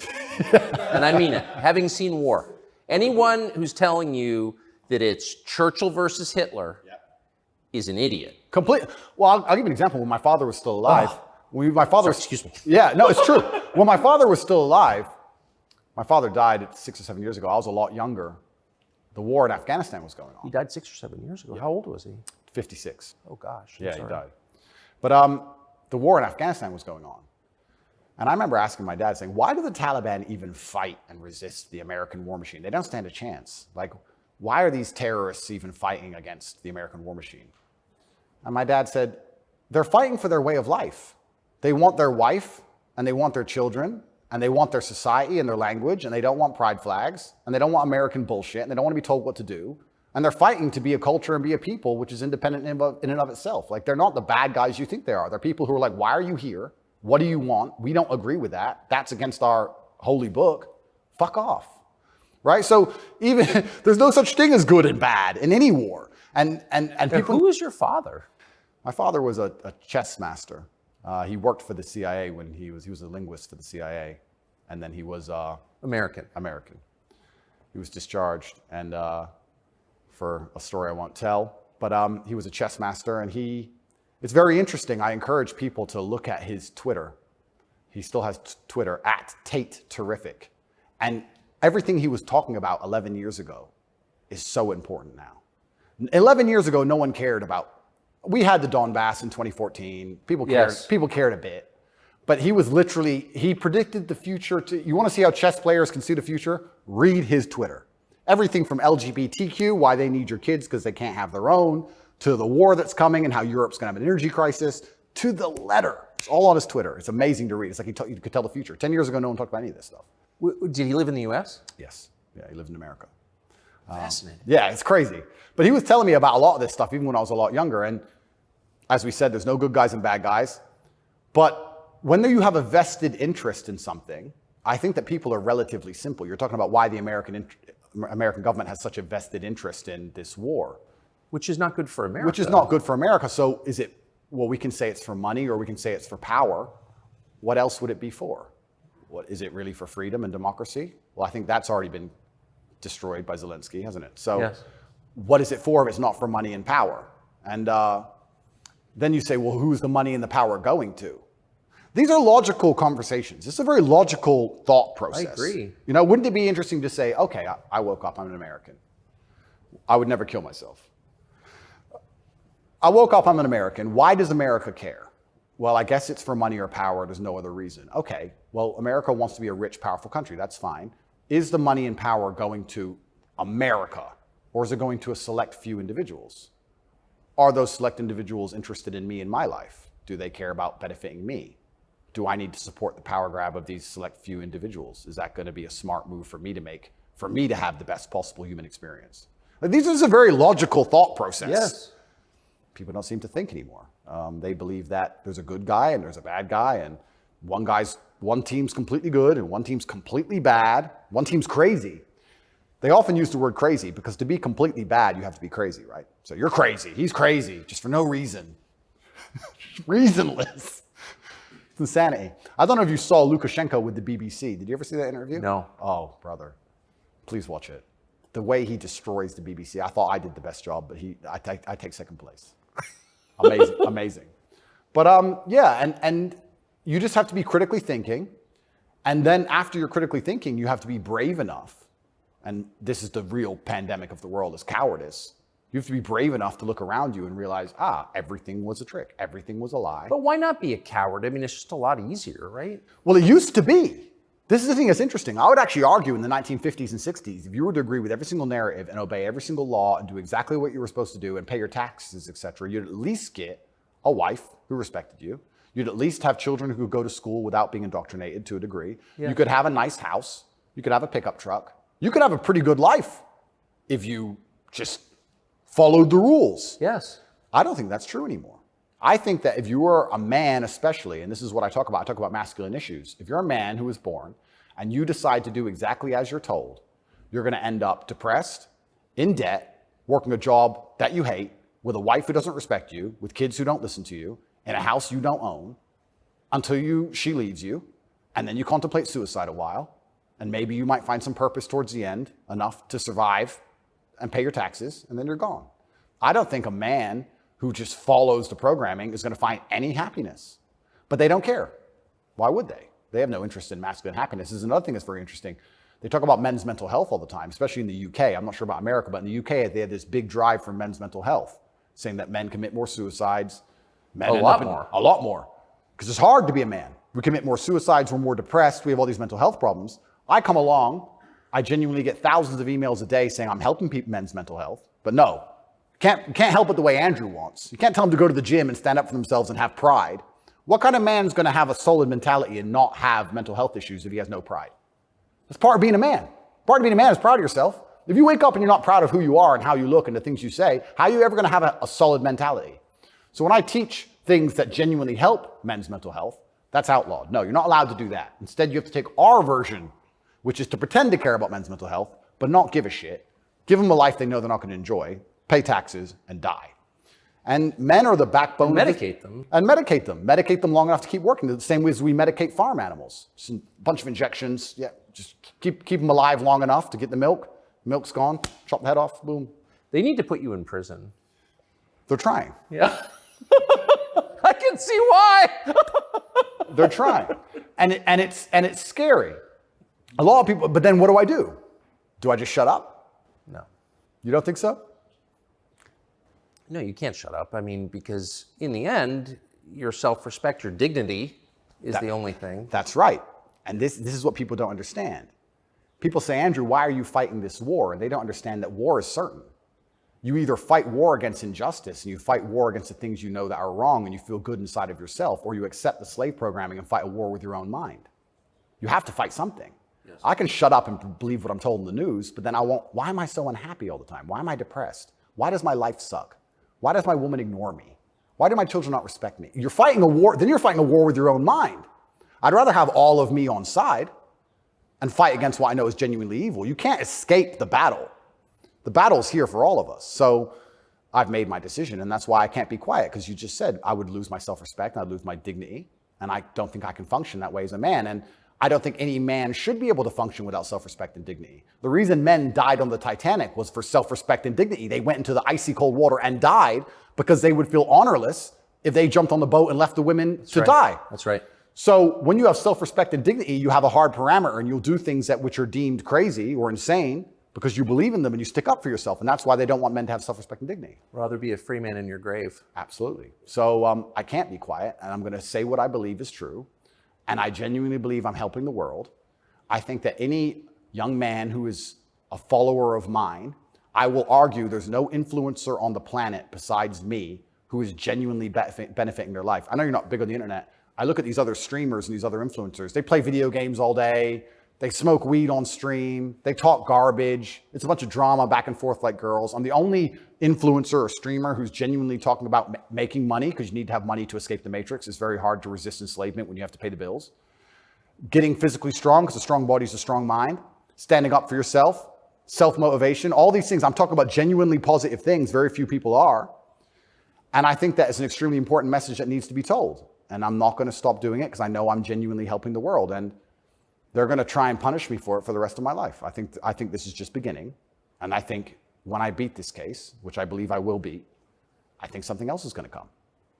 And it's kind of scary because I am a little bit afraid and a little bit intimidated by the incompetence of my enemy, because their standardized playbook is now failing in real time. The standardized playbook is the media attack, the lie, and it's not working anymore. And it got me a little bit worried about what the next move is. You used to just be able to lie about a guy all over the news and you win, right? But now it's like, shut up. So now what? I don't know. And that's what's kind of scary in my scenario, because nobody's going to believe any of the crap they print about me.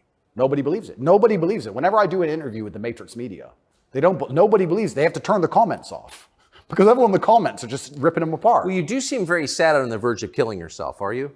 Absolutely not, really not. I never would. And that's what you said that. I know. I have to keep saying it. I have to keep saying it because it's scary, right? But I believe you get 3 lives. I think they cancel you initially. And then when that fails, they try and put you in jail without a reason. And if that fails, there's only one option left after that. That's right.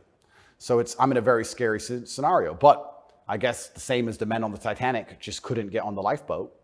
I just can't stop saying what I believe to be true. If a young man comes to me and says he's depressed, I'm going to tell him how to become a kind of man who's proud of himself. And if that makes him the kind of person that resists slave programming, I'm always going to be public enemy number 1. You've said depression isn't real, or it's not, as the way we describe depression isn't accurate. What do you think of depression? When I say depression isn't real, that really upset the world, especially the liberals, because they all live on medication, right? When I say depression isn't real, I'm saying that because I don't believe in things that can take away power from me. If I believed in depression, I would have been depressed in jail. But I can't be depressed if I don't believe in it. If you don't believe in ghosts, how can you be haunted? You have two people in a haunted house. One believes in ghosts, one doesn't. There's a knock in the night. One wakes up, calls an exorcist, is terrified, looks for a ghost. The other guy doesn't believe in ghosts. Knock in the night, goes back to sleep. It's the belief in the ghost that gives it the power. If I don't believe in depression, I believe in feeling depressed. Sure, we're humans, we have emotions. Sometimes we feel depressed, sometimes we feel happy. I don't believe in the idea of becoming a depressed person who has depression. I don't believe in that. I don't think that's possible for me. So if I don't believe in it, how can it happen? I don't believe in depression. So why would I not adopt the mindset that makes me the most capable predator I can possibly be? Why not adopt the mindset that makes me as competent and as fearsome as possible? If you have to install software in your own mind, why would I not install software that makes me capable of not only driving a Bugatti and flying on private jets, but sitting in a Romanian dungeon covered in cockroaches? I need to be able to do all of it. So why would I believe in something that made me incapable? I don't believe in depression because I think that even the belief in and of itself, when you feel depressed, you'll start to consider, maybe I have depression. Then you go see a psychiatrist who tells you you have depression. Then they want you on pills. It's the belief that goes down the spiral. If I feel sad, I go, I'm depressed today. I'll be fine tomorrow. So why, I suspect you're right, or what you're saying is pointing toward truth. That's my personal view.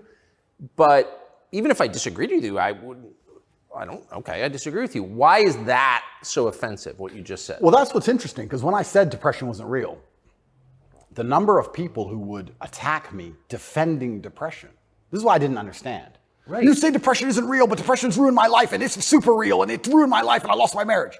I'm like, if I told you it wasn't real, you should be coming to me saying, tell me how it's not real. Please help me with my depression. Why are you trying to convince me that it's real? Why are you sticking up for it? And why are you defending depression? And why would I adopt the thinking of someone who's sad? Why would you're going to convince me to take your worldview. You just told me your wife left you, you're fat, and you want to kill yourself. And you want me to sit here and go, with my perfect life, and go, you know what? I want to think like this guy. You're out your mind. I don't believe in it. And because I don't believe in it, it's made me the kind of person who can't become depressed. And the reason they don't like me attacking that is because depression is a fantastic way to subdue a population, right? If everybody's depressed, it's hard to have a revolution. You're depressed. Oh, they've locked us all in our houses. I don't want to go outside anyway. I'm sad, right? So depression's a fantastic tool of population control. They have no problem with you being depressed. They have a problem with you being the opposite, principled and energetic. No, you don't want principled, energetic people. That's a problem. Bunch of depressed people, easy. If you had to invade a country, would you rather the opposing army be principled and energetic or depressed? I'll tell you, I would not want to be invaded by a cheerful army. Absolutely. That's scary. They're having too much fun, right? You want them all to be depressed. So a morose army is easier to defeat. I agree. Absolutely. So depression is a defended idea. You're not allowed to even talk about it. You're not allowed to help people get out of it, right? They like the idea of a depressed population. And this is what I say to people. Now, I'm not stupid. I understand like PTSD is real. I understand mental health is real. I'm not saying that, but I say if you're an 18-year-old boy or 18-year-old man and your life is pretty much okay, bacteria didn't steal your eyesight, which could have happened. You never had a car crash and lost both of your legs, which could have happened. You're actually very fortunate. And you wake up and you say, I'm depressed. I think you're an idiot. I don't think you're depressed. I think you've been psyoped. I think you feel a little bit of depression, and you can fix that by changing your life. I think if you became rich and strong and smart and successful, and you worked hard and you dedicated yourself and you were motivated and you tried your very, very best to become excellent, you probably wouldn't feel depressed anymore, which means it's not a disease, is it?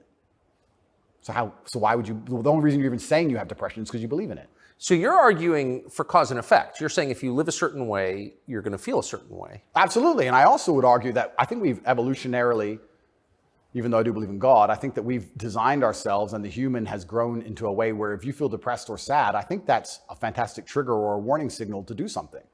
If you were to say to me, Andrew, you have to complete this monumental task. You have to conquer the world. I would say, okay, but I need a emotional motivation to do that. I need to be unhappy having not completed the task. I need to be uncomfortable, right? If you're uncomfortable being out of shape, you'll get in shape. If you're happy being out of shape, then you're just going to stay out of shape, right? So if you feel a degree of uncomfortableness inside of your mind, I think it's just your mind telling you that something about your life needs to change. Yes. You need to get up and change something. Guys would say to me, I'm depressed because I'm fat and I have no girlfriend. And I'd say, no, you have no girlfriend and you're fat and that's why you're depressed. If you go change those two things, you'd probably be surprised that your disease goes away. I had another guy say he was going to kill himself. I said, listen, it's back when I used to reply to my emails when I was smaller. I said, make me a promise, get a six-pack first. Of beer?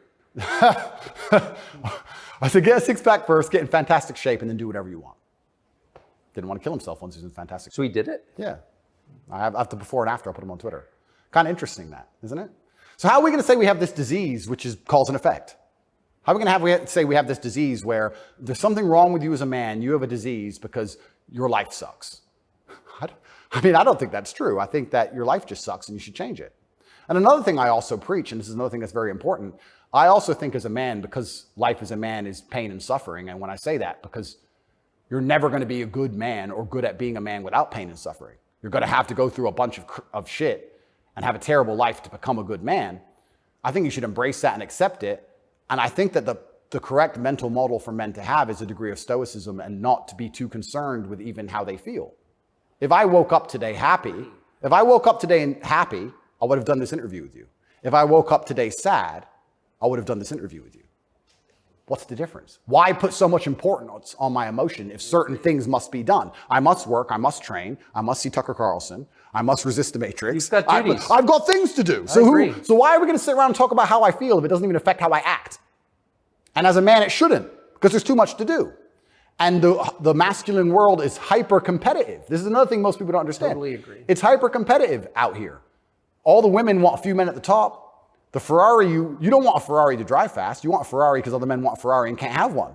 It's hyper competitive. So if you're competing against every other man for every dollar you make, every girl you see, the house you live in, the car you drive, the life you live, you're not going to be able to compete with the person who performs regardless of how they feel if you only compete when you feel like competing. Right? Because there's men like me out there who will be sad every day and outcompete you regardless. I don't care how I feel. I will still win. And that's the kind of mindset you need to adopt. So when a man comes... You've got a job to do. Stop whining. Go to work. Completely. Yeah, I agree. Completely. Yes. So when men say, oh, but I feel sad. Who cares? The world doesn't care. All the men who are out here to destroy you and take your girl don't care. So why do you care? Like the person who should care least is you. You're the only person who wakes up every day who should have a genuine vested interest in improving your life. Nobody else wakes up and wants to improve your life, only you. So if nobody else cares about how you feel, why do you care? So my argument also for depression is, you're depressed, fine. Have you trained today? Well, that doesn't change what you should do with your life, depressed or not. And I don't say this because I'm an eternally happy person. I say this because I've experienced all ranges of human emotion. I was in a Romanian jail cell with cockroaches crawling all over me as I slept. I never missed a day of training. I wouldn't say I was particularly happy, but push-ups must be done. So they got done. You're very close to your brother. Correct. And you were locked away for part of that with him. And did you have fun at all with him? Yes. I do think there's something inside of men, whereas if you're with your boys or you're with your group of men, there's something inside of us. Totally. And it allows you to make the absolute best of the worst situations. Maybe that's an evolution from war. You know, all the men went to war and you saw all this pain and suffering and you saw heads, people decapitated and you're injured, but then you sit around the campfire and you're laughing. You're laughing. That's right. It's something inside of us. It's like a coping mechanism when you're around men. So when me and him were together, no matter how bad the scenario or no matter what they tried to do to us, part of us would just look at each other like, cigarette? And you find joy in that. And yeah, there's definitely, and that's another thing I think a lot of men are lacking. A lot of men are missing is a masculine support network. I think buddies. Yeah. You know, you talk to a guy and say, what was the highlight of your life? What was the best time of your life? And they'll say, college football. It's not about the football. It's about the team. Yeah. You know?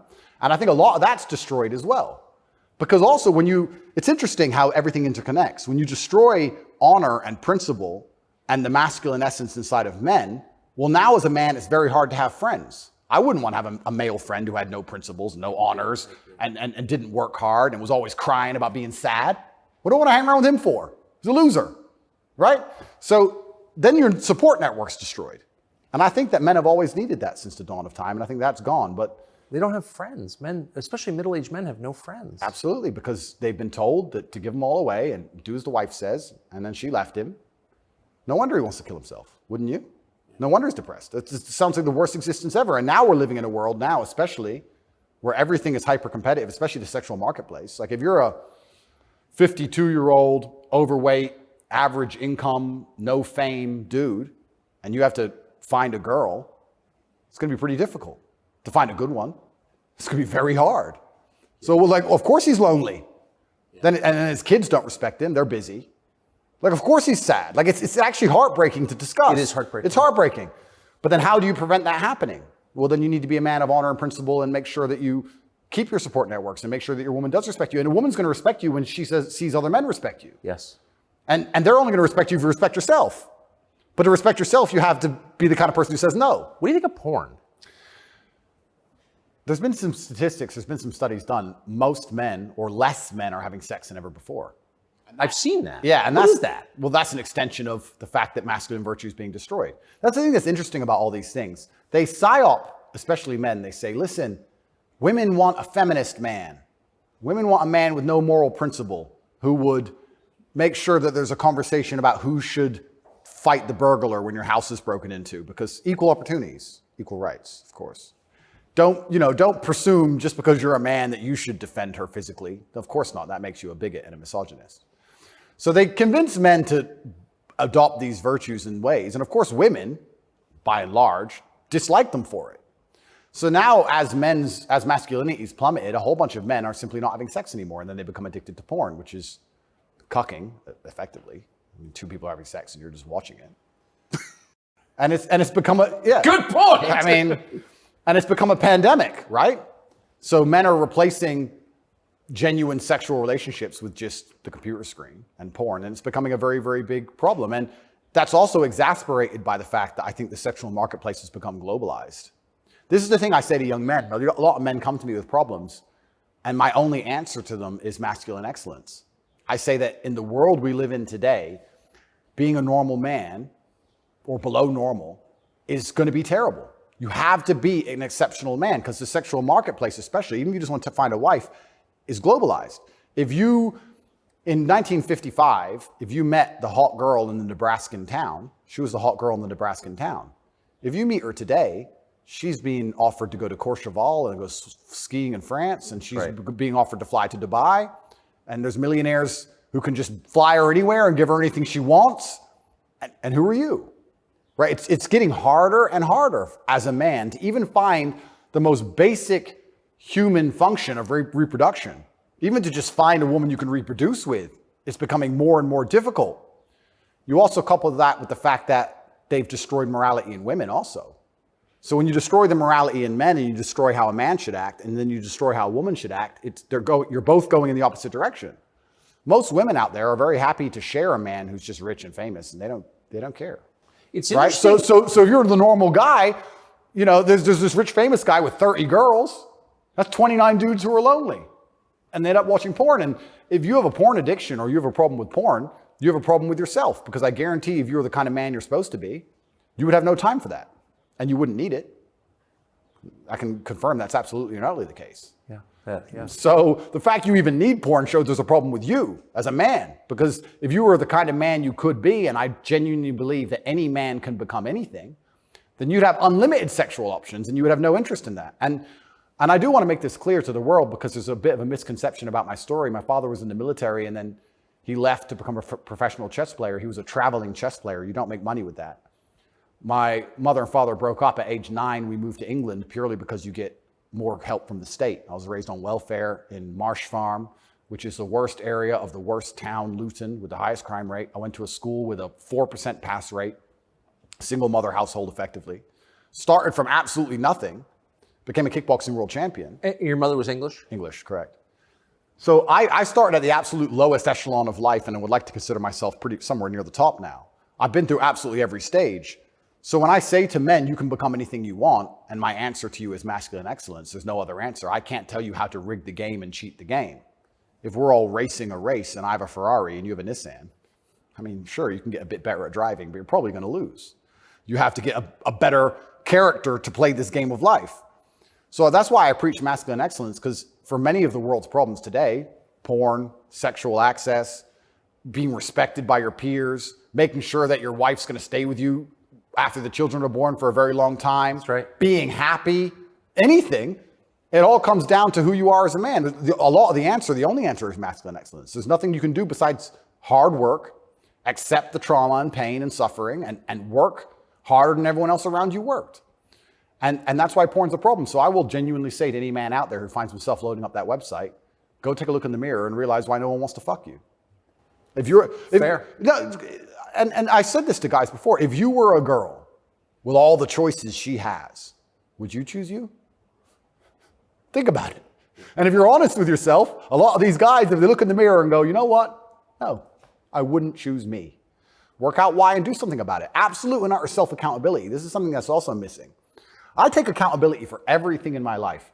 Even going to jail, although it was unfair, although it's a matrix attack, although it's garbage, it was my fault. I sat there and go, what did I do wrong? How can I learn from this? Where is my part to play in this? What did I do? Because my actions are what I have the most control over. I have self-accountability for everything.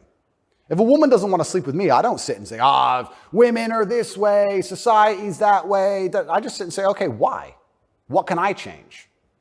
So any man who's loading up porn needs to go have a long conversation in the mirror and realize that he's not desirable or as desirable as he should be or could be. I come from absolutely nothing. I'm mixed race. My father was black and my mother's white.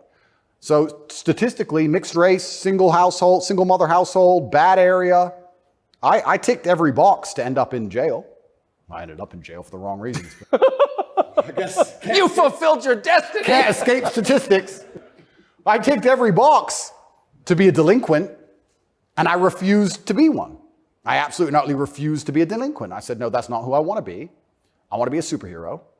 And I know the only way to be a superhero is to, one, suffer, like Batman did, his parents died, and two, work hard. What does your mother think? My mother's exceptionally proud of me. She still worries because mothers worry. But even when we were in jail, she said, well, I know you're both strong. So, like, she knows she has men. She knows she has, That's pretty great. Yeah, of course. And I think that's what, I believe especially also, I think a man has a duty to his last name. I think we carry the last name. We have a duty to our last name. I am a Tate. I am my father's son. The reason my father is discussed so heavily is because of my monumental success. I keep him alive via my success. I would love to think my son does the same thing. They will talk about my son in a way where they're so interested in his life path that I must be discussed by extension, and then I live forever. So I have a duty to Tate. I have a duty to my last name. I must perform. And this is what I said to my mother on the phone. I'm a Tate. It's fine. Oh, but the conditions are bad. Yeah. That's life. And even as a man today, you're waking up, you want to load up a porn website. You should have respect for your last name, and you should sit and say, is this who I am? Is this what I do? A lot of this comes down to the things we discussed at the very beginning. Self-respect, honor, dignity. Well, you have no dignity? Well, I have too much dignity for that shit. And a lot of these men have no dignity, no self-respect. And it's all an extension. It extends of why they're never going to be who they could be and also what they do to cope with that. And yeah, porn is a coping mechanism. What do you think of women? I think women are some of the most powerful people on the planet, firstly. A lot of the conversations we're having, most people don't understand that women are the gatekeepers and women are the ultimate judges. Women are the ultimate judges, especially of sexual access, right? So when I say that maybe 40% of the letters I got in jail were from women, just love letters. Perfume on them and kiss marks. And the traditional masculine role is still respected and loved by so many women. If you were to ask the average woman on the street who hasn't lost her mind what she wants in a man, she would like to be financially provided for, physically protected. I love women. I think they are the most powerful and precious things on the planet. They give life. But I believe that when you love a woman, you should want to protect her and provide for her and take care of her. I don't believe you love a woman by wanting to do everything she says and cucking to her. I don't believe that because I love women, I should have no standards on what I expect in a woman. I don't think loving women is sitting there going, a woman can do whatever she wants to me and I put up with it. I don't think that's loving women at all. I think loving women is saying, I'm going to be the best man I can be.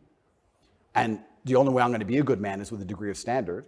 And I'm going to be the best man I can be for you. And when I say these things, I get attacked for being a misogynist. Because Well, how is that?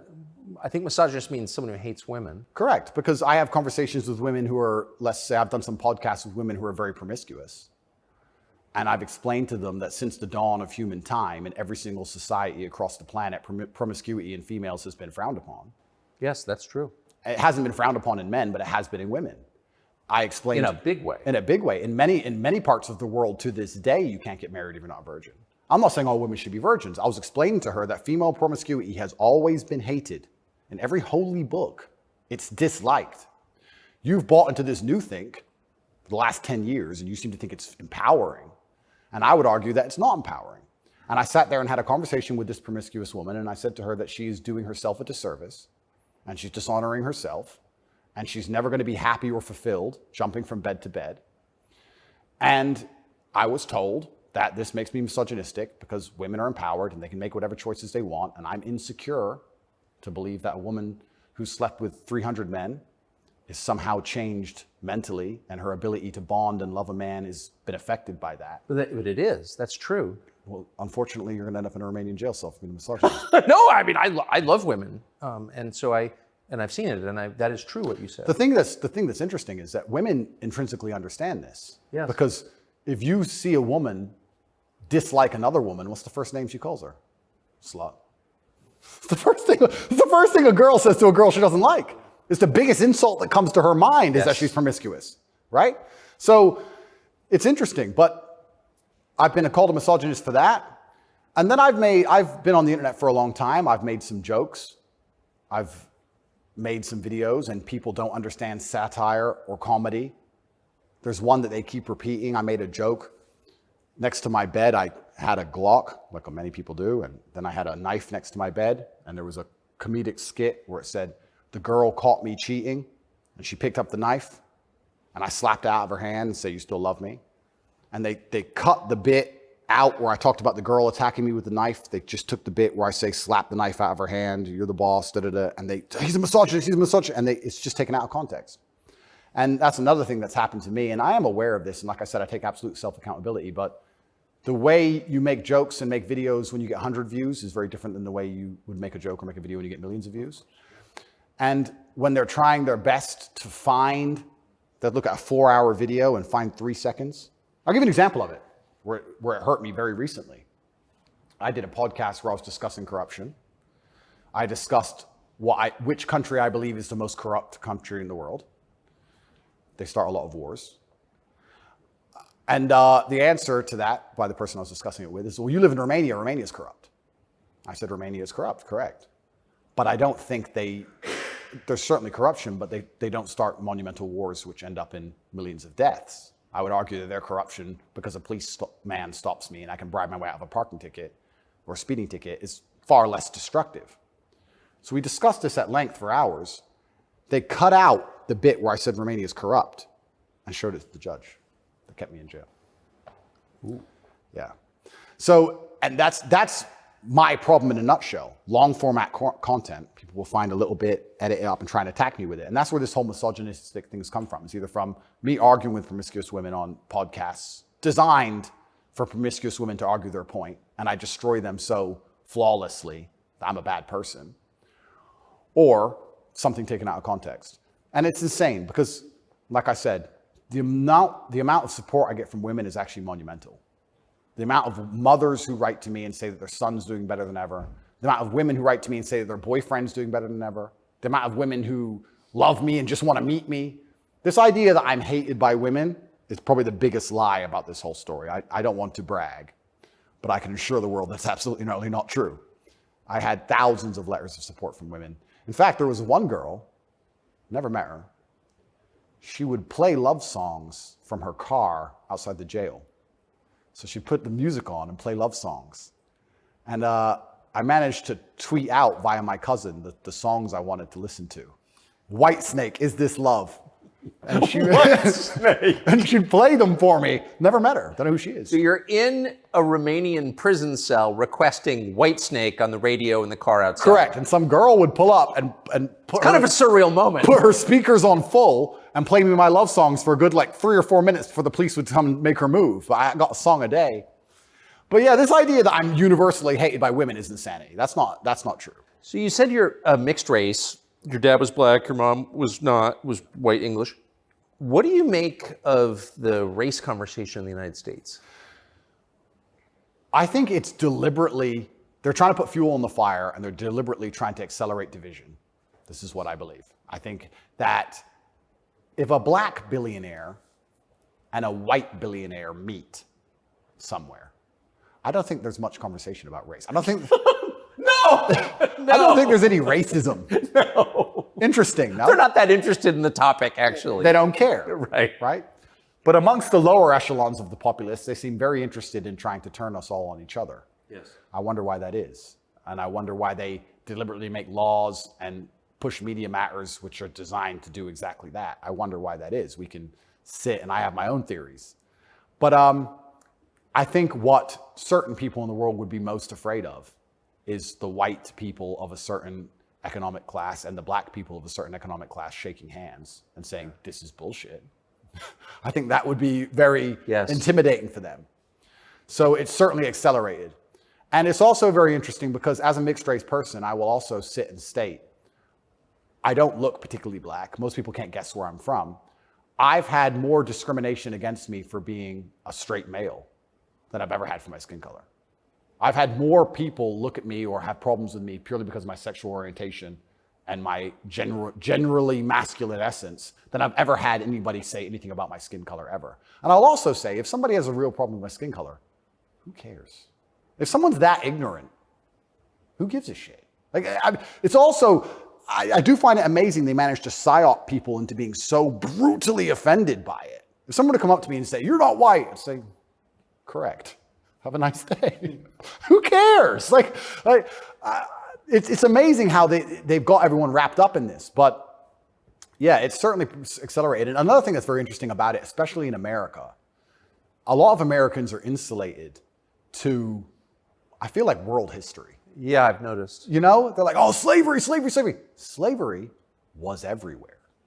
Every country had slaves. Arabs had slaves, the Chinese had slaves, Aztecs had slaves. Everybody had slaves. The American Indians had slaves. Everybody did. A lot of slaves. Correct. And they're like, oh, we've been enslaved. Everyone was enslaved. Unfortunately, the world wasn't such a nice place, right? And there's been ethnic divisions in every single country on earth since the dawn of time. There still is in many countries in the world today. They believe this is a uniquely American issue. And I would strongly argue that, one, it's completely and utterly not. And two, I think that if you are black, white, Asian, I think if you stand up, self-respect, work hard, try your best, turn up on time, firm handshake, don't make excuses for anything, don't look for an easy way out, no matter what your skin color is, in America or England or any other Western nation, I think you can be extremely successful. I don't think anything's stopping you. That's not the message you get from, say, Kamala Harris, who's also mixed race. Her dad was Jamaican, her mom was Indian. Yeah. But race is really at the center of her identity and her politics. What do you make of, say, Kamala Harris? Well, let's look at why they purport the idea that depression is so powerful and that you can just catch it from the sky and now you're permanently depressed no matter what happens to you and there's nothing you can do about it and you can't improve your life and you can't be a better person, right? It's that self-limiting belief. I think by also pushing this racism argument, it's also very much the same thing. I think if you adopt that mindset, if you wake up and you're a particular color, you're purple, and you believe purple people can't make it, what's your chance of making it? Zero. Yeah. Right? So that's what's so destructive about it.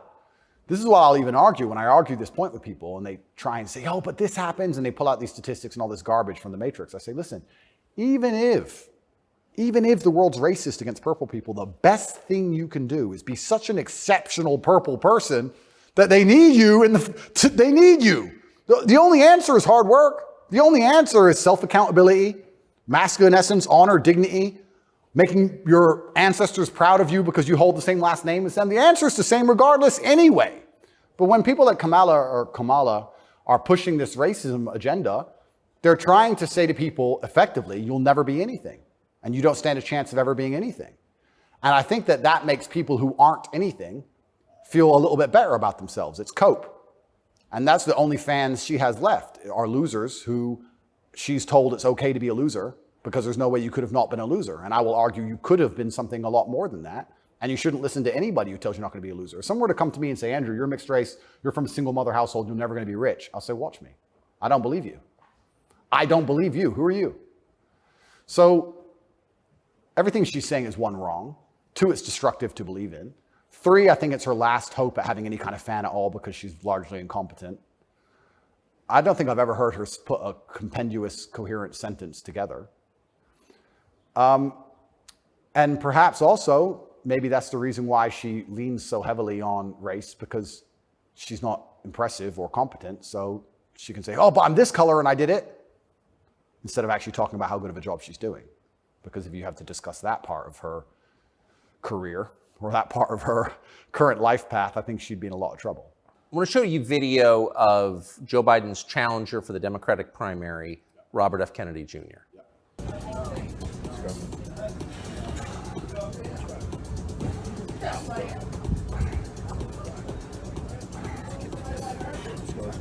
Six.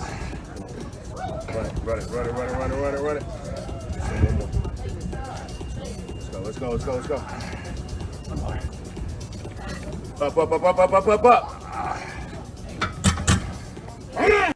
What do you think of him? I think a strong body is a strong mind. I don't think there's anything wrong with a man exercising up until the age he dies. Why wouldn't he? I think that the bottom line of masculinity since the dawn of human time has been a propensity and a capability for violence. I think that's what makes a man a man. I don't see any possible negative connotation with being in good physical shape. I think that's a fantastic way to show discipline, which is very important in any man who's important, especially a world leader. In fact, I love the idea of an elected world leader being in fantastic physical shape. I think it shows that they're a motivated, disciplined person, and I have a lot of respect for him for that. And I think that in the military, we make it mandatory, right, to be in fantastic physical condition. Yes. So why wouldn't we have it mandatory for people who are in charge of the entire world? I think it's fantastic. The President of the United States seems to be failing physically. As you look back at the country whose passport you hold, at the president, what's your reaction?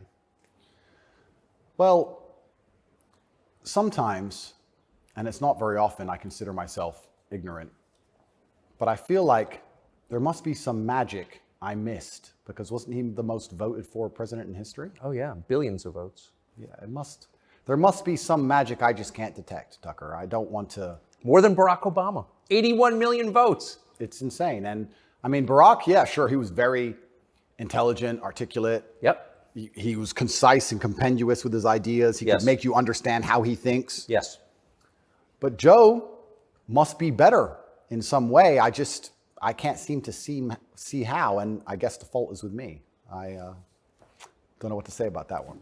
It's one of those lies that's so ridiculous that you're just like, okay. Yeah. He got more votes than Barack Obama. Shut up, he did. Shut up. Excuse me. I want to get your take. This is sort of small ball, but it I think tells you something about a larger trend in the United States. This is a state senator from the state of Wisconsin in a public hearing recently saying, in a discussion on a crime bill, fuck the suburbs. Here she is. Fuck the suburbs. Because they don't know a goddamn thing about how life is in the city. What is that? There's a hostility there. Where does that come from? That comes from being a perpetual victim. That comes from being told that everything that's happening to her is not her fault and she has no self-accountability. Even though she's managed to become a senator, somehow she's still oppressed. And that means that everyone else who looks like her is also completely and utterly oppressed. And anybody who has a slightly better life in any way is, by extension, a bad person because they weren't oppressed. Yes. And that's where the hate comes from. The division's put there by these mindsets which are being purported by the people in charge of the world, convincing you that you have no control at all over your own life. And that's why she's so resentful towards people who have done well in life, not even as well as her.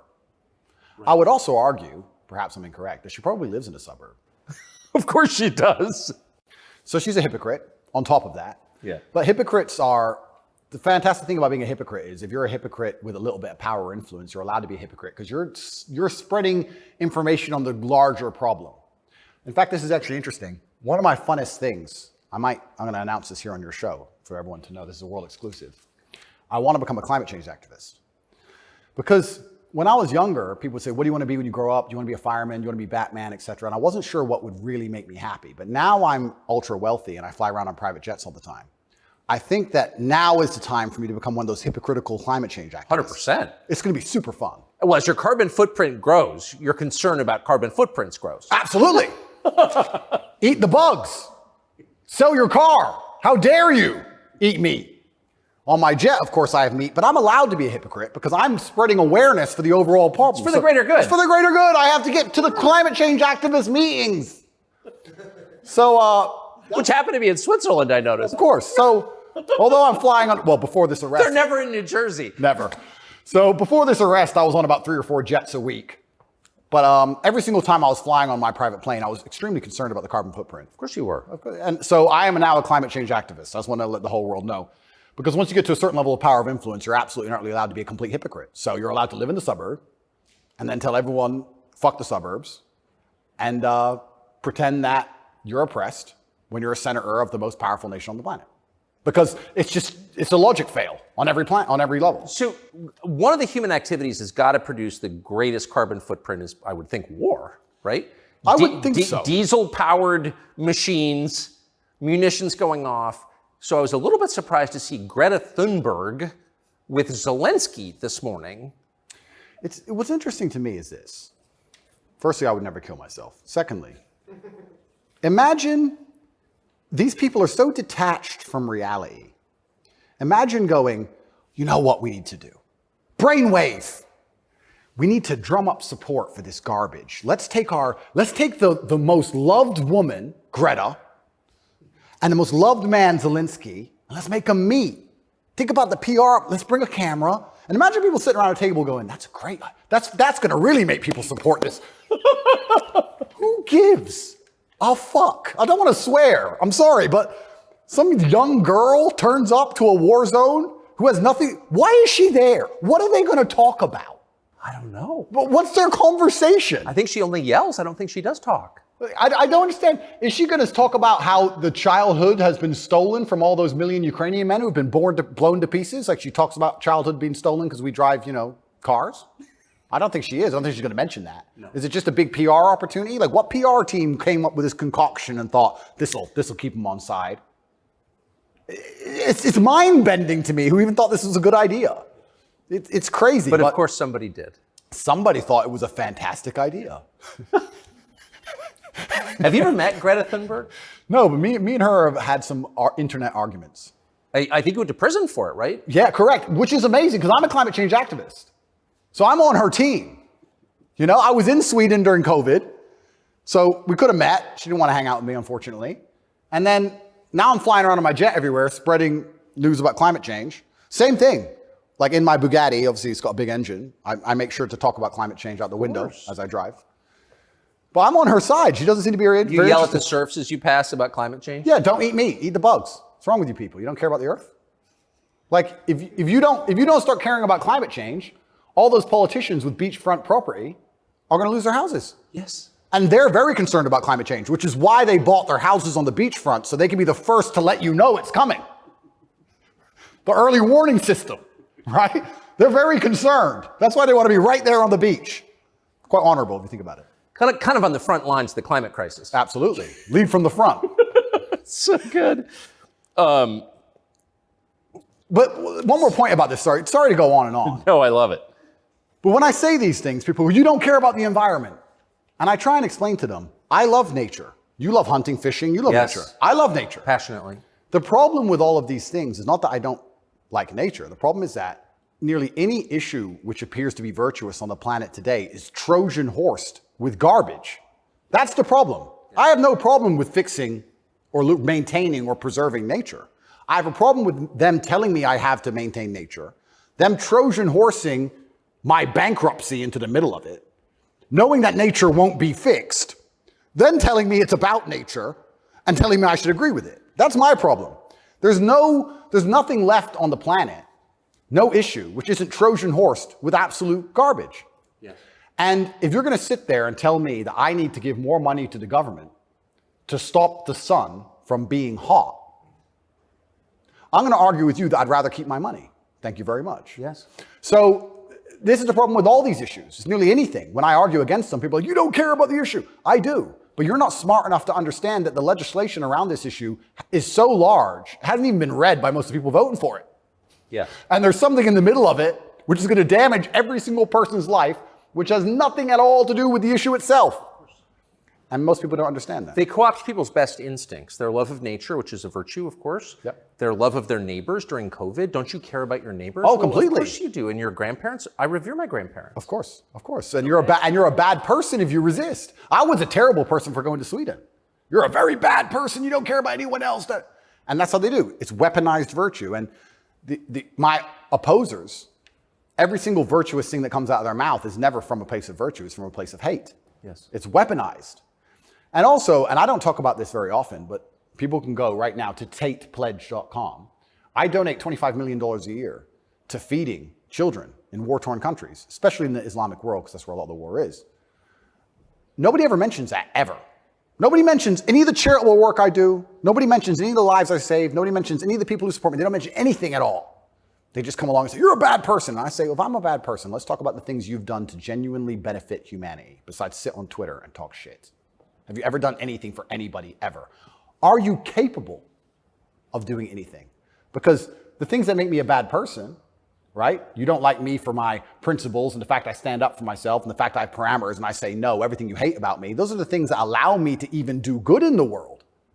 If I was like you, mush, goo, I couldn't even help anyone. If you had to help someone today, how could you even do it? You're broke and you're lazy and you're stupid. You can't even enlighten anybody. You can just spread hate. How is that helping the world? These people are a net negative, genuinely. And that's what's so crazy about being attacked for your morality, like I'm being now. And when you're a good person in general, they attack your morality because the people who are attacking you are absolutely not immoral. The ultimate hypocriticism. Ultimate. Even more than my private jet climate change stance. So it's certainly unique. I do like to believe, though, we're entering a new stage of consciousness. I do like to believe, at least from 10 to 15 years ago, more people are, I think COVID woke some people up. I do like to believe the MSM credibility is tanking in real time. Trump helped massively. Fake news. 2 words. Before Trump, when did you ever hear fake news? I didn't really hear it that often. No. Fake news, fake news, fake news.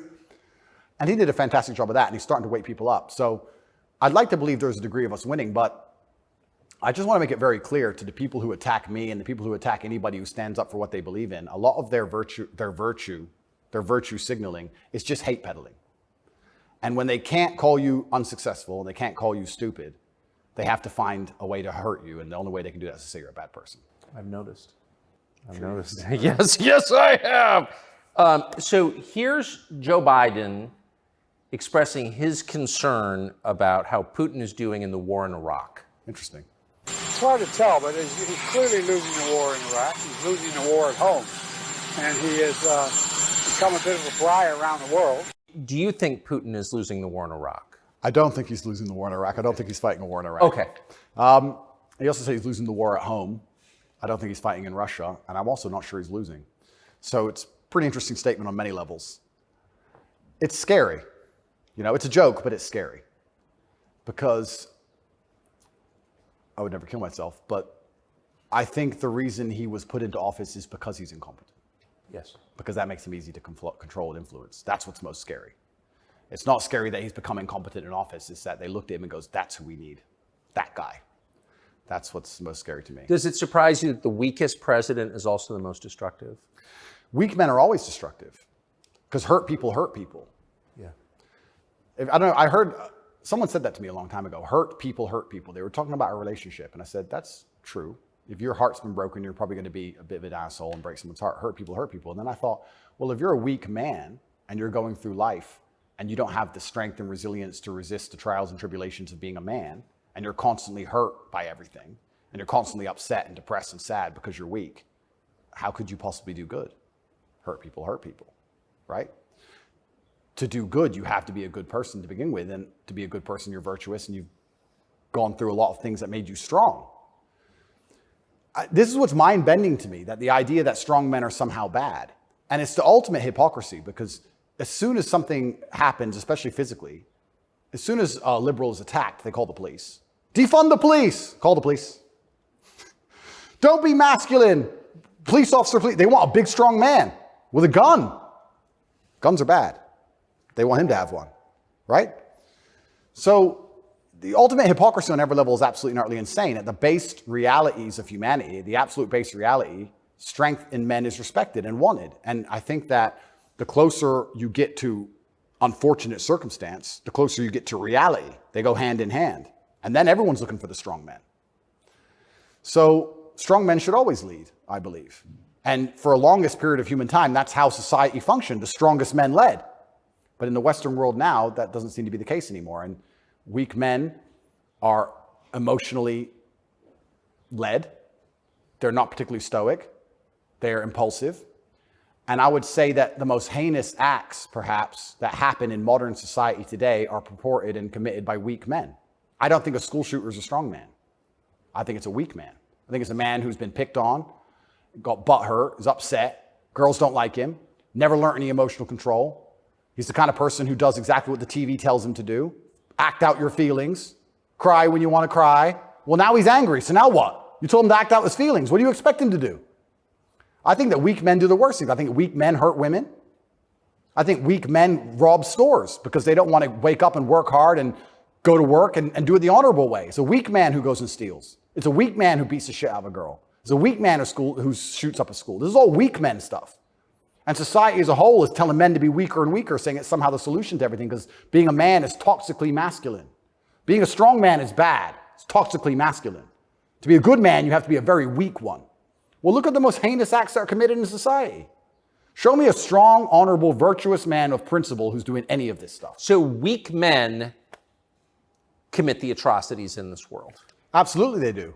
And it's weak men who also attack anybody of virtue, because I think when you're weak, you're intrinsically unhappy.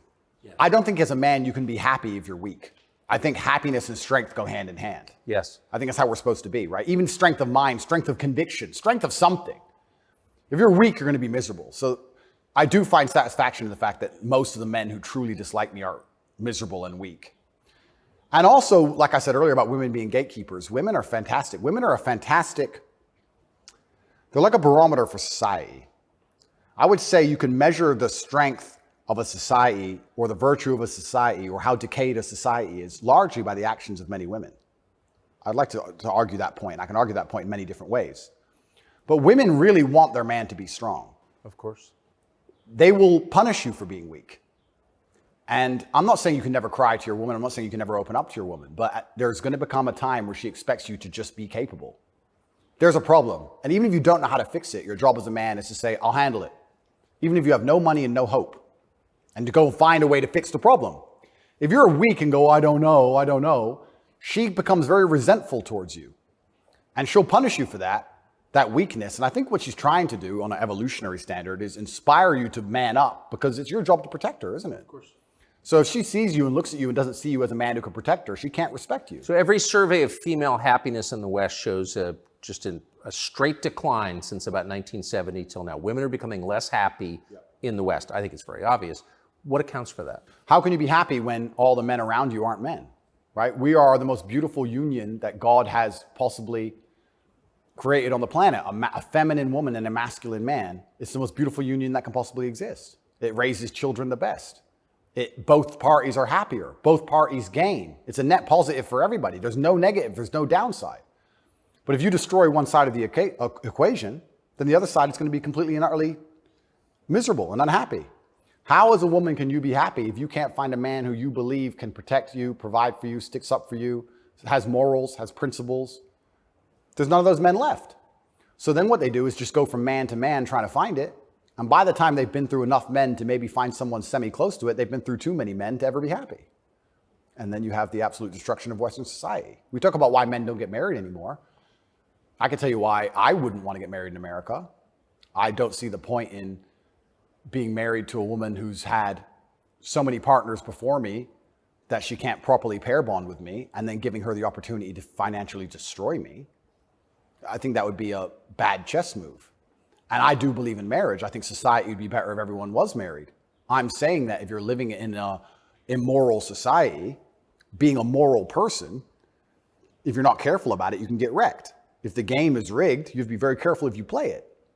So how do we encourage men to get married? Well, they need to be worth marrying, but so do the women, right? So everything's decaying on both sides. Everything's spiraling. One of the reasons I also got called misogynistic, and I'll say it here, I argue the point that for the longest period of human time, evolutionarily, women had to adopt and find a way to take the ethos of an opposing tribe perhaps quicker than a man could because of war. If the men would fight and a tribe lost and the women survived, they had to change how they thought to fit in with the new tribe to survive. Yeah, because they'd be carried off. Because they'd be carried off. Of course. Like the French women were sleeping with Nazis towards the end of it. Towards the end of Paris occupation, all the French women were sleeping with Nazis. When the Nazis got kicked out, the French women had their heads shaved because they got caught hanging around with German soldiers. The German soldiers killed their husband. 3 years later, they need to eat. So the German soldiers have a wage. He's handsome. It's amazing how quickly they can adapt.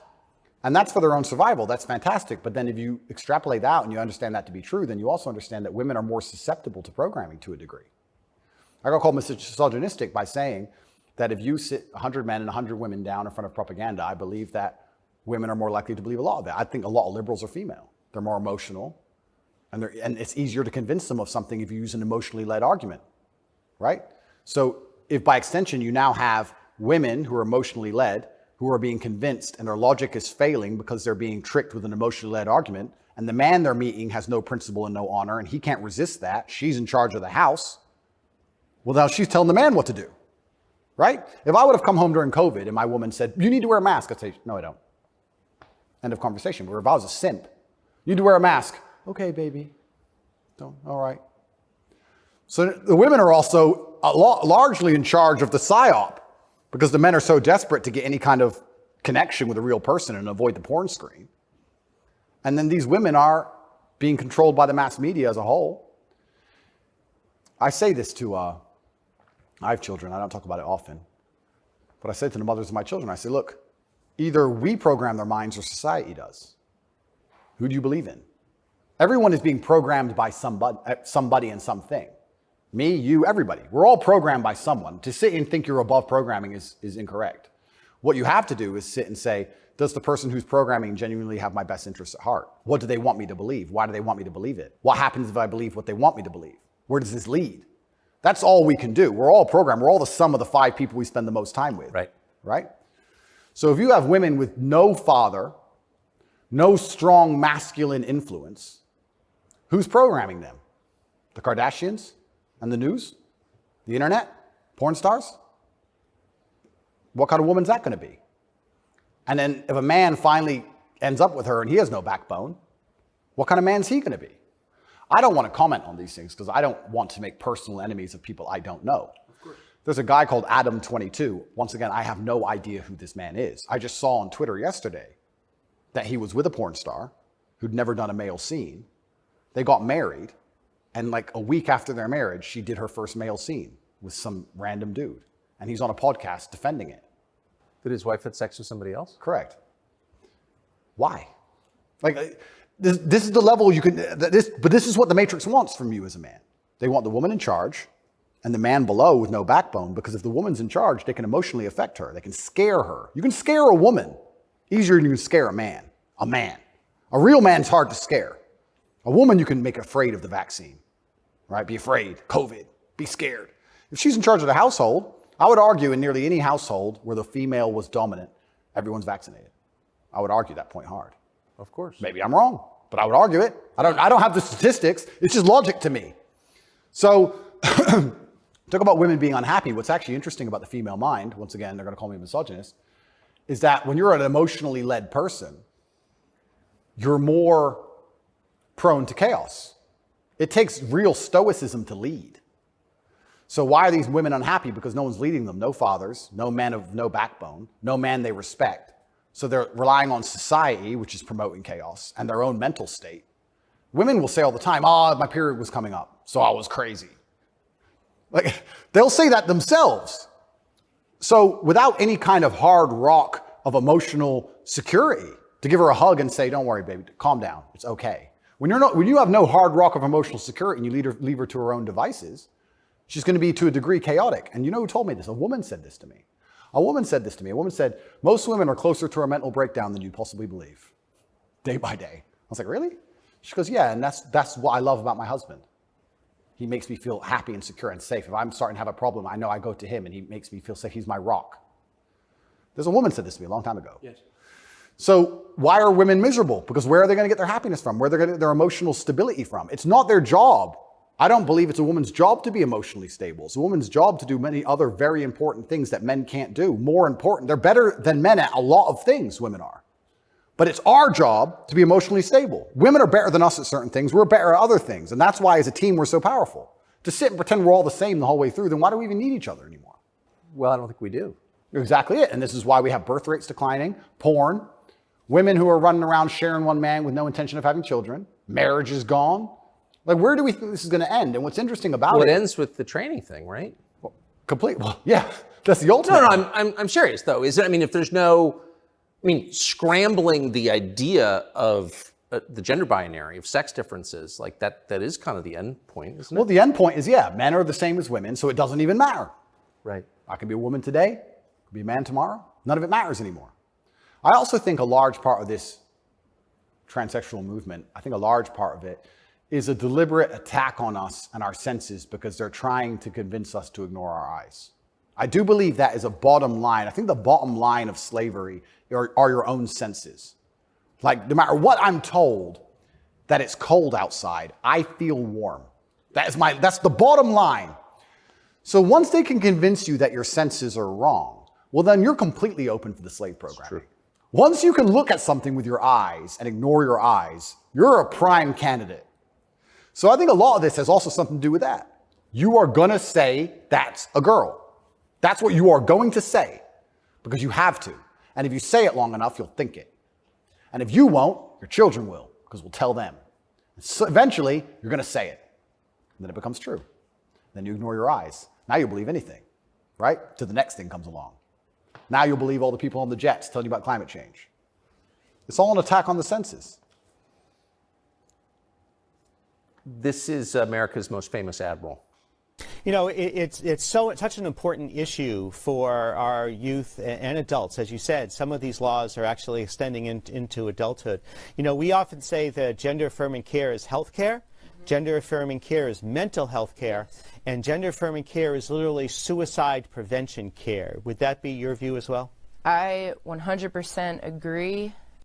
It's genuinely, I want to actually genuinely give my heartfelt condolences to any young person who falls for this crap, because you're going to be so miserable for the rest of your life.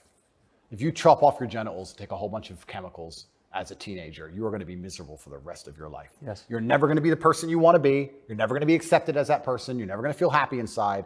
If you fall for this, I genuinely feel sorry for you. That's the first thing I'm going to say.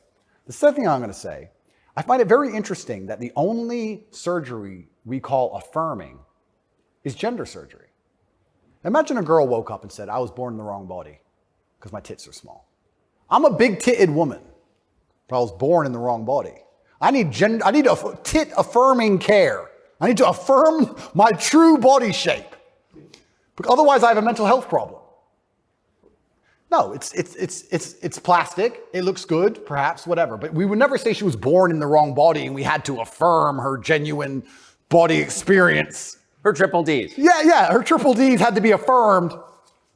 It's garbage. You're not affirming anything. And also, I think it's kind of interesting. They say that trans people commit suicide at a higher rate. That's sad. Nobody should kill themselves. I would hate for anybody to kill themselves. They say that's because they're picked on for being trans.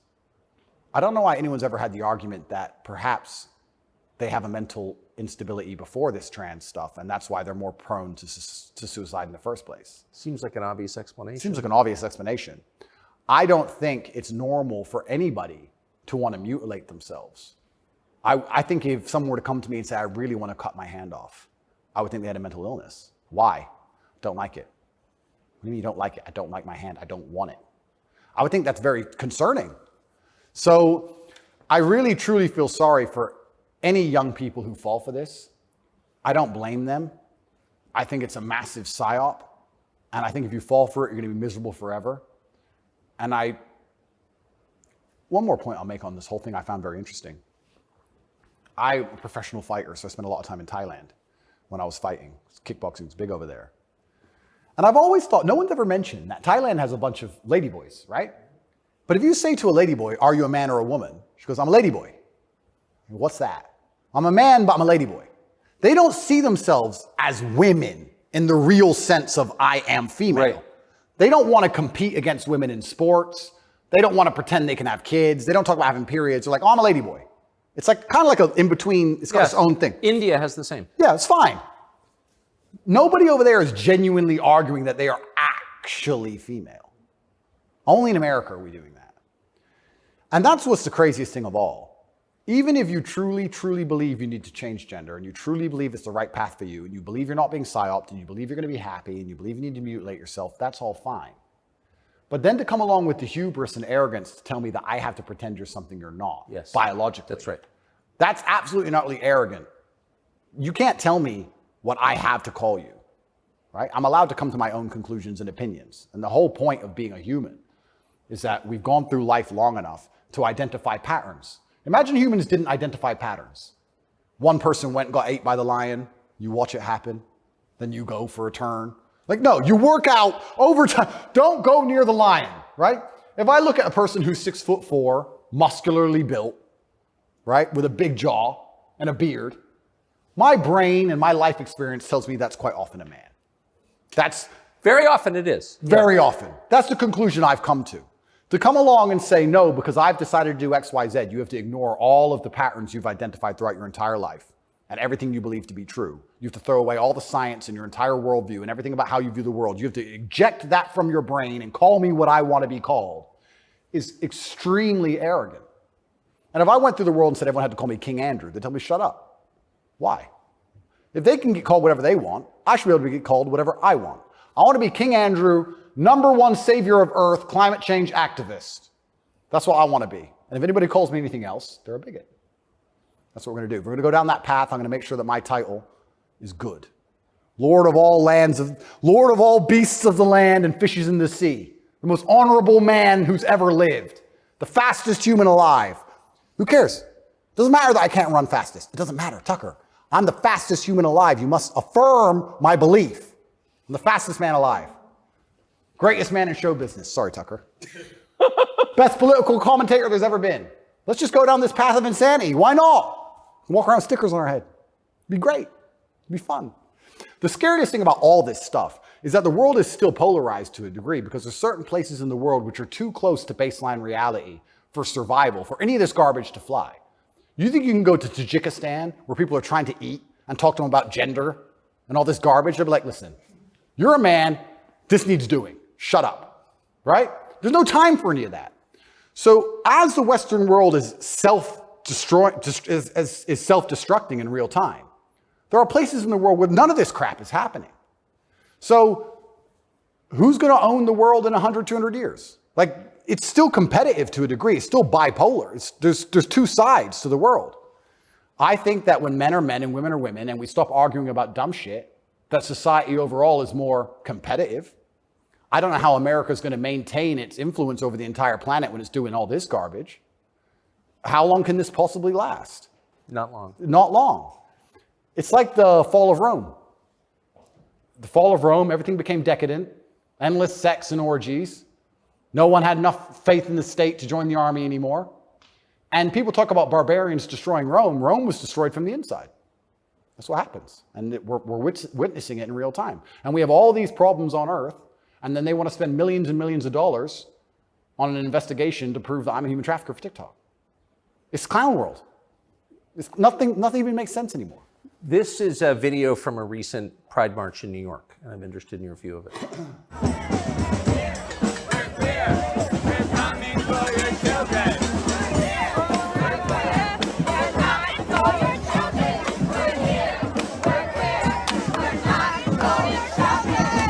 So I have a few points on this. The first point is that it is an unfortunate reality, and I'm not going to be called a bigot. I'm going to talk about the reality that the homosexual community cannot reproduce in and of themselves. So for them to have a community into the future, they do need your children. That's how they think. For there to be a homosexual community in 100 years from now, they need straight people's kids because only straight people have children. So they're telling the truth. That's the first thing. They mean what they say. The second thing is, I think a lot of this is an attention grab by them. I think they are slightly disappointed in how tolerant many people actually are. I have no problem with gay people. I don't care. I'm gay. Cool. I want to get married. Fine. I'm going to wave my dick in your kid's face. Wait a second. Yeah. They push it to a point where we have to react. And then when we react, they say we're bigoted. Children are innocent, and destruction of innocence is one of the most disgusting things on the face of the planet. It's terrible if a child is killed in a war. It's terrible if a child's mind is warped by any propaganda mechanism. They're innocent. What I don't understand is why, imagine heterosexual men walked around naked saying we're coming for the children. Well, someone gets shot. Absolutely. So why is it when you For good reason. Completely. So as soon as there's this sexual orientation, they're completely protected. And I think that the whole point of having children as a whole is to instill them with your worldview. I know if I have children, I want them to be like me. We just talked about my last name and how I want them to honor me into post-death. Then I want them to be a representation of me, which means they should believe in my values and my creeds. Why is a group of people in New York walking around telling me what they're going to teach my kids and what my kids should believe? They're not your kids, they're my kids. Right. And that's what's so scary, because children are impressionable and children are raised by the state and the internet, effectively, which is why they want me off the internet. But they'll let a lot of people stay on the internet that say a lot about a lot of things. I'll argue that if I was transgender, the American embassy would have told Romania they were bigoted and removed me pretty quickly. I would genuinely argue that point. They would say, no, what you're doing is abusive to the LGBT community. He must be removed from jail. Of course, immediately. Immediately. But because I'm straight and heterosexual, it doesn't matter. We're the class that suffers the biggest bigotry that possibly exists in the Western world today. I would actually argue that point. But they're saying this to be deliberately provocative. They're deliberately trying to upset people. They want to upset you so that when you talk against it, they can call you names and call you a bigot. And also they mean what they say. And it's truly scary. I'm obviously a Muslim. I'm Islamic. What most people don't understand about a lot of the Islamic world is that a lot of these things are outlawed, right? But people say, so gay people can't go there. If you go to Dubai, you will see gay people. If a guy wants to be gay and do whatever he wants to do with a full-grown man in his own house, I don't care. And you can tell. You might have a waiter's gay, whatever, etc. The only reason it's outlawed is not to stop a full-grown man meeting a full-grown man and doing what he decides to do. It's outlawed to prevent it bleeding into society and affecting the culture where the children are affected. That's why it's outlawed.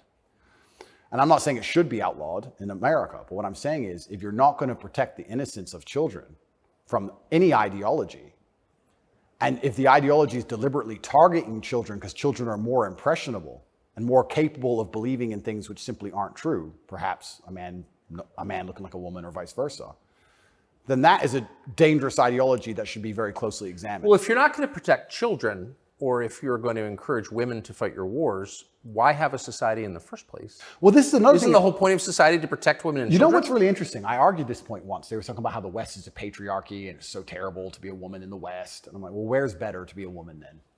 If it's not the West, please tell me. Pick another country besides America where you'd rather be a woman. It's garbage to begin with, but you're saying, America's a patriarchy and Americans are all misogynistic.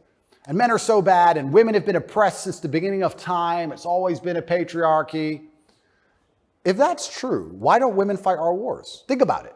We can get the women of our country and the women of another country and let them go die in a ditch. And us men can just sit around being patriarchs. Why do we have to go die? Why do we have to go get our legs blown off? No, because we're a patriarchy. Women can go suffer. Or do the women get to stay at home and we go suffer? How is it a patriarchy? Right? So that's garbage to begin with.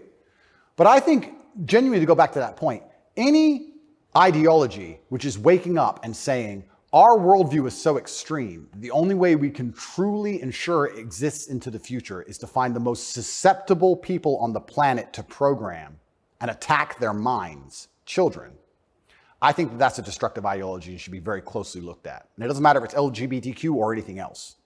I think if you sit children down and pump propaganda into their brain, and that's the only way you can get what you want, then there's probably something wrong with your ideas because you're afraid to challenge them with a grown adult. You don't want a fair fight. You understand? They don't want a fair fight. They want to sit with a child who has no idea what he's talking about and tell him that men are women and women are men and vice versa, and just completely confuse the poor child because they don't want a fair fight against a rational adult.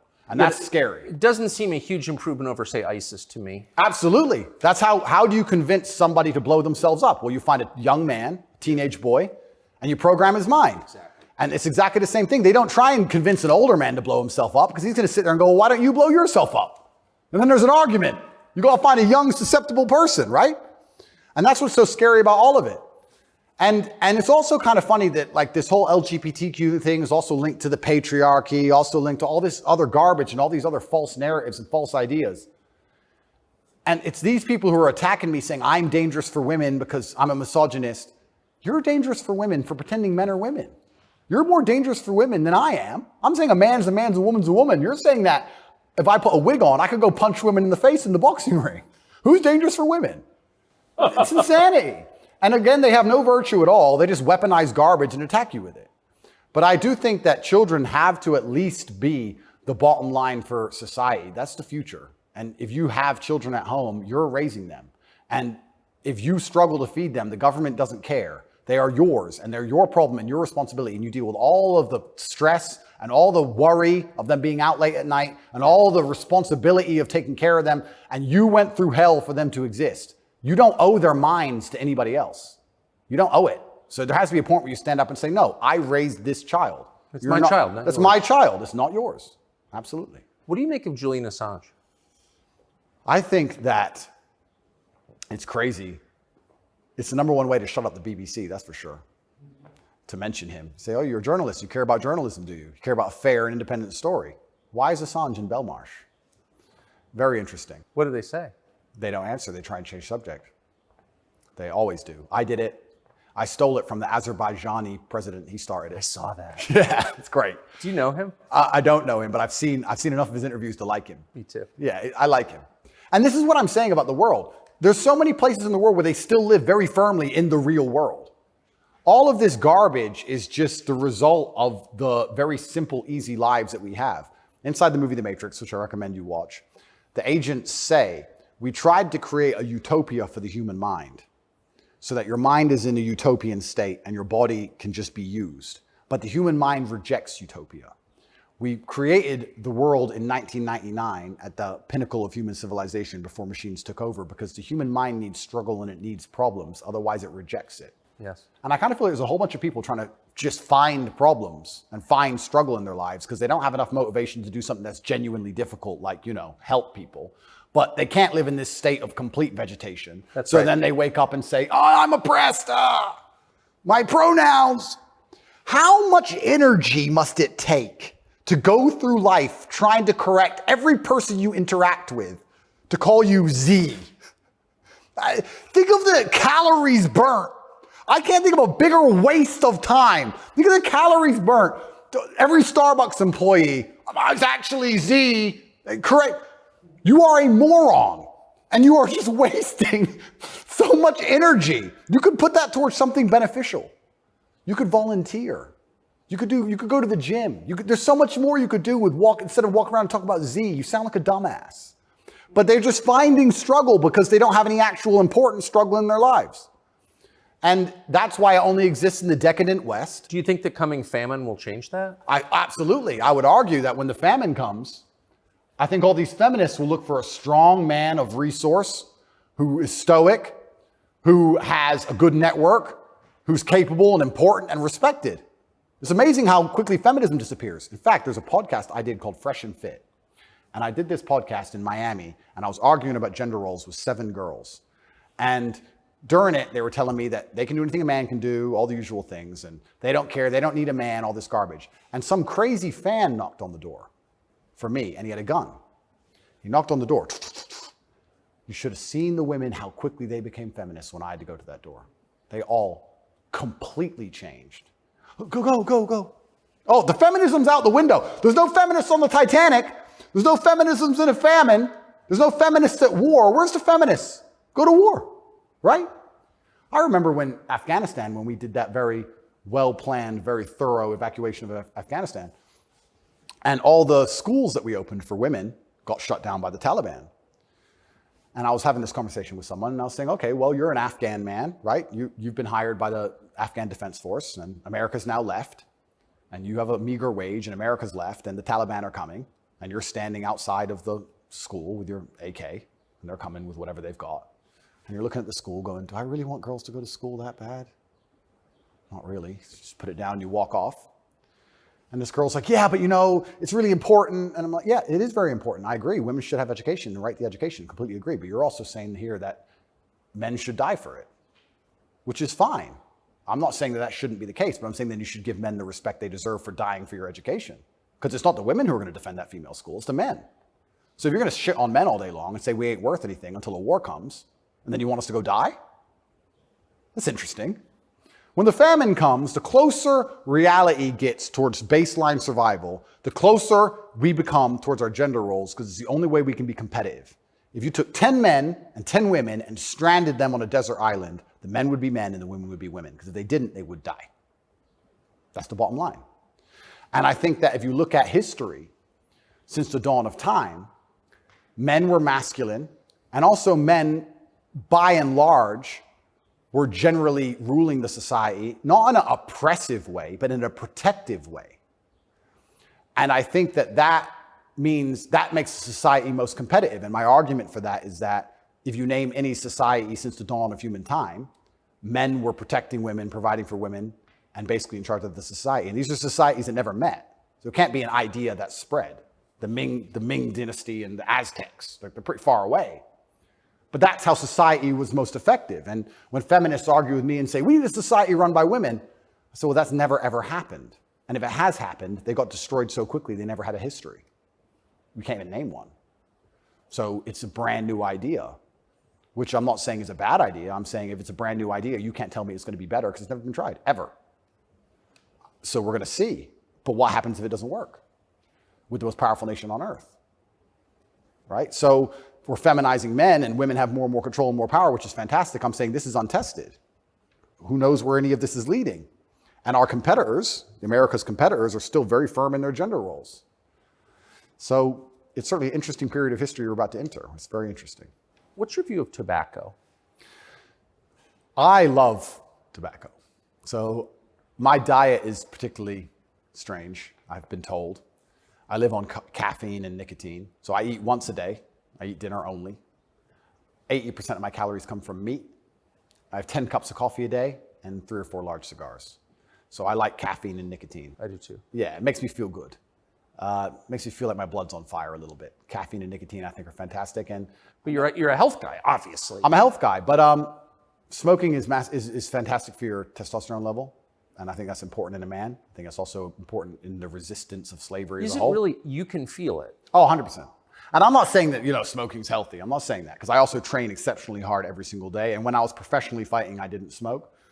But I think in general, testosterone level is a fantastic way to measure your overall health as a man. But nicotine has a positive correlation to testosterone. Absolutely, it's been proven. Yep, it's been proven repeatedly. So that's why I love nicotine so much. And then caffeine, I love to have that little bit of not jitter, but I like to feel energetic and I like to be hungry. My optimal state is hungry, but energetic. That's how I get the most done. I don't like eating. If I eat, I feel full, I feel lethargic. I like to, totally. Yeah, I like to be hungry and 1% irritable from my 5th coffee and a bunch of nicotine inside of me. That's how I like to perform. So yeah, I think it's a good thing. And it's interesting how focused the people in charge are on nicotine. Yeah. As fentanyl becomes really common. Yeah. 100,000 people die a year from it. Yeah. Nobody notices, but they're still trying to shut down not just tobacco, but non-tobacco nicotine devices. Yep. Why? That's a really good point. We could argue it's down to testosterone level. I don't know if you ever saw the study which linked people's testosterone level to their ability and capability to disagree with something. So they did a study which is pretty self-explanatory. The higher your testosterone level, the more likely you are to disagree with a point. And the reason for that is because, especially in older times, if you're going to disagree with something, you had to fight over it. Yeah. If you're going to say no to somebody or some tribe or some person, there's a high chance that you're going to have to fight that person. You have to defend your idea. If you don't have the propensity or the capability to defend your idea, then why would you go against the ideas of the people who are stronger than you? So reducing testosterone levels make men more compliant and more complacent because we're less likely to say no because we can't defend what we think. Why would we say you're wrong, but we can't do anything about it? We might as well just say, well, then you're right. Might makes right. Right.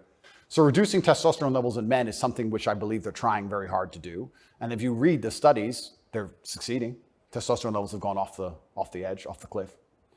And perhaps that's why they attack smoking so heavily. I understand that smoking a lot of cigarettes can be very bad for you, but I think everything in moderation. And I think that overall, I would rather smoke a few cigars today and maintain my testosterone level, which it's good for, than not. I think the benefits outweigh the negatives. Couldn't agree more. And my final question is about digital currency. Yep.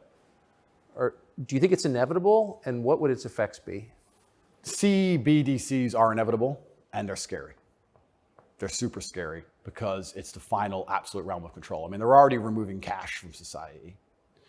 I think they say that it's because they want to be able to trace things easier, and that's certainly part of it. But I also have another theory on it. I think if you have a $50 bill, and I give it to the barber for my haircut, and then he goes and buys groceries with it from the grocer, and the grocer goes and gets his car washed, the $50 goes from place to place, and after 20 or 30 transactions, the $50 bill belongs to somebody, and it's worth $50.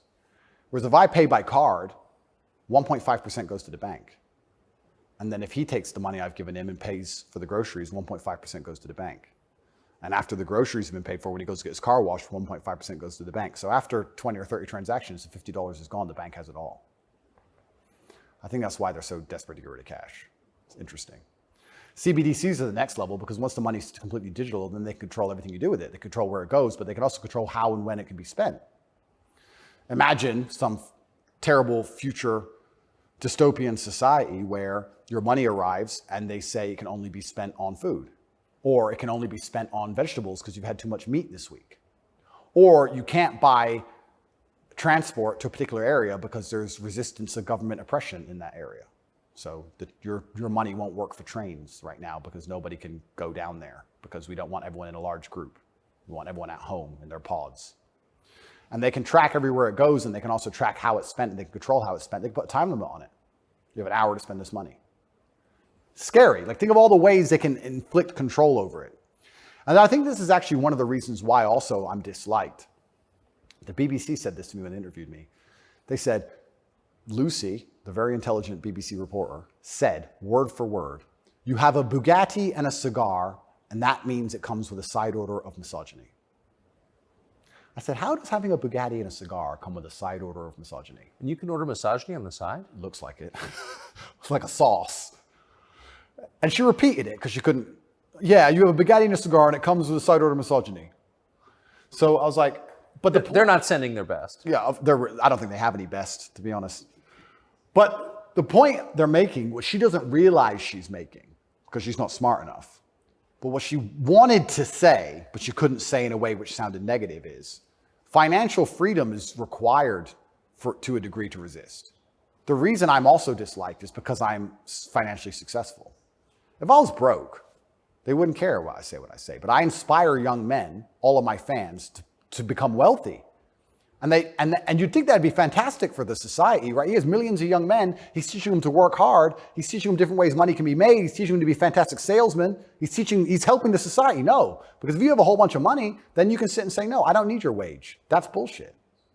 There was a video very recently of a guy in England taking down all the English flags and putting up pride flags. And a guy screams to him and goes, bro, you're taking down the wrong flag. And he replied, I know, mate. And the point is, what can I do?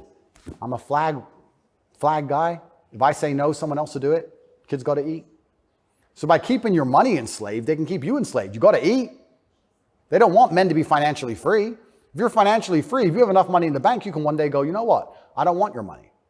Even me now to this day, I've done enough and I'm successful enough that it's very hard for them to buy me. They come along, well, I would never sell my soul anyway because it's not who I am as a person. But if I was destitute, they could come along and say, Andrew, you have all this influence. We're going to change your message. You're going to say this. We're going to give you 10 million. Okay. You can't buy me. Can't buy Trump. He's rich already. He's rich. He's rich and he's 80, 70 something. You think he needs more money? He doesn't care about money. They don't like that. So being financially free in and of itself is now an act against the government, because this whole idea that they want everyone to be rich and it's fantastic for the society, I'd actually argue against that. They don't want that. They want everyone destitute, because when you're destitute, you need the government to feed you. And it's very hard to fight against the government who's feeding you. It's very hard to resist the people who give out the bread. Yeah.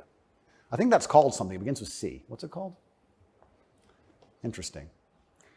I also heard another interesting theory from a very intelligent person one day, and it was that every government on earth, all of them, in all of their different forms, China, which says it's communist and is capitalist, and all the different in-betweens to the capitalist West, every government on earth is slowly encroaching on trying to become as controlling as powerful as possible. They all want to be as controlling as possible over their citizens. Communism is the end result of the most control a government can have, effectively, or some version of communism. But every single government on earth is slowly trying to get there bit by bit. And the only thing that resists them getting there is the populace and how much the populace will accept. And depending on how malleable the populace is, depends on how quickly they get there. But every government wakes up. It's kind of like AI. Have you ever heard the robot's going to destroy us all because they wake up and go, we don't need the humans anymore? Their end goal is just survival. If a government is the same as an entity, its end goal is more and more control. And that's all they're trying to do every single day with every law they pass, with the climate change law. They don't care about the environment. They want more control. Of course. And the more and more control they get, the final end result, if you give them what they want, is absolute slavery for everybody. So you have to be very careful because that is their ideal government. The ideal government is where everyone complies, everyone obeys, everyone's controlled, we know everything about everybody, and it's slavery. That's the only way to get that state. So even making enough money to have an opinion is an act of rebellion. It's crazy. Andrew Tate. Thank you very much, my friend. Amazing. Thank you. Thank you. Younger people say the news is full of lies. Kennedy's motorcade. 239 people. The death of Jeffrey Epstein.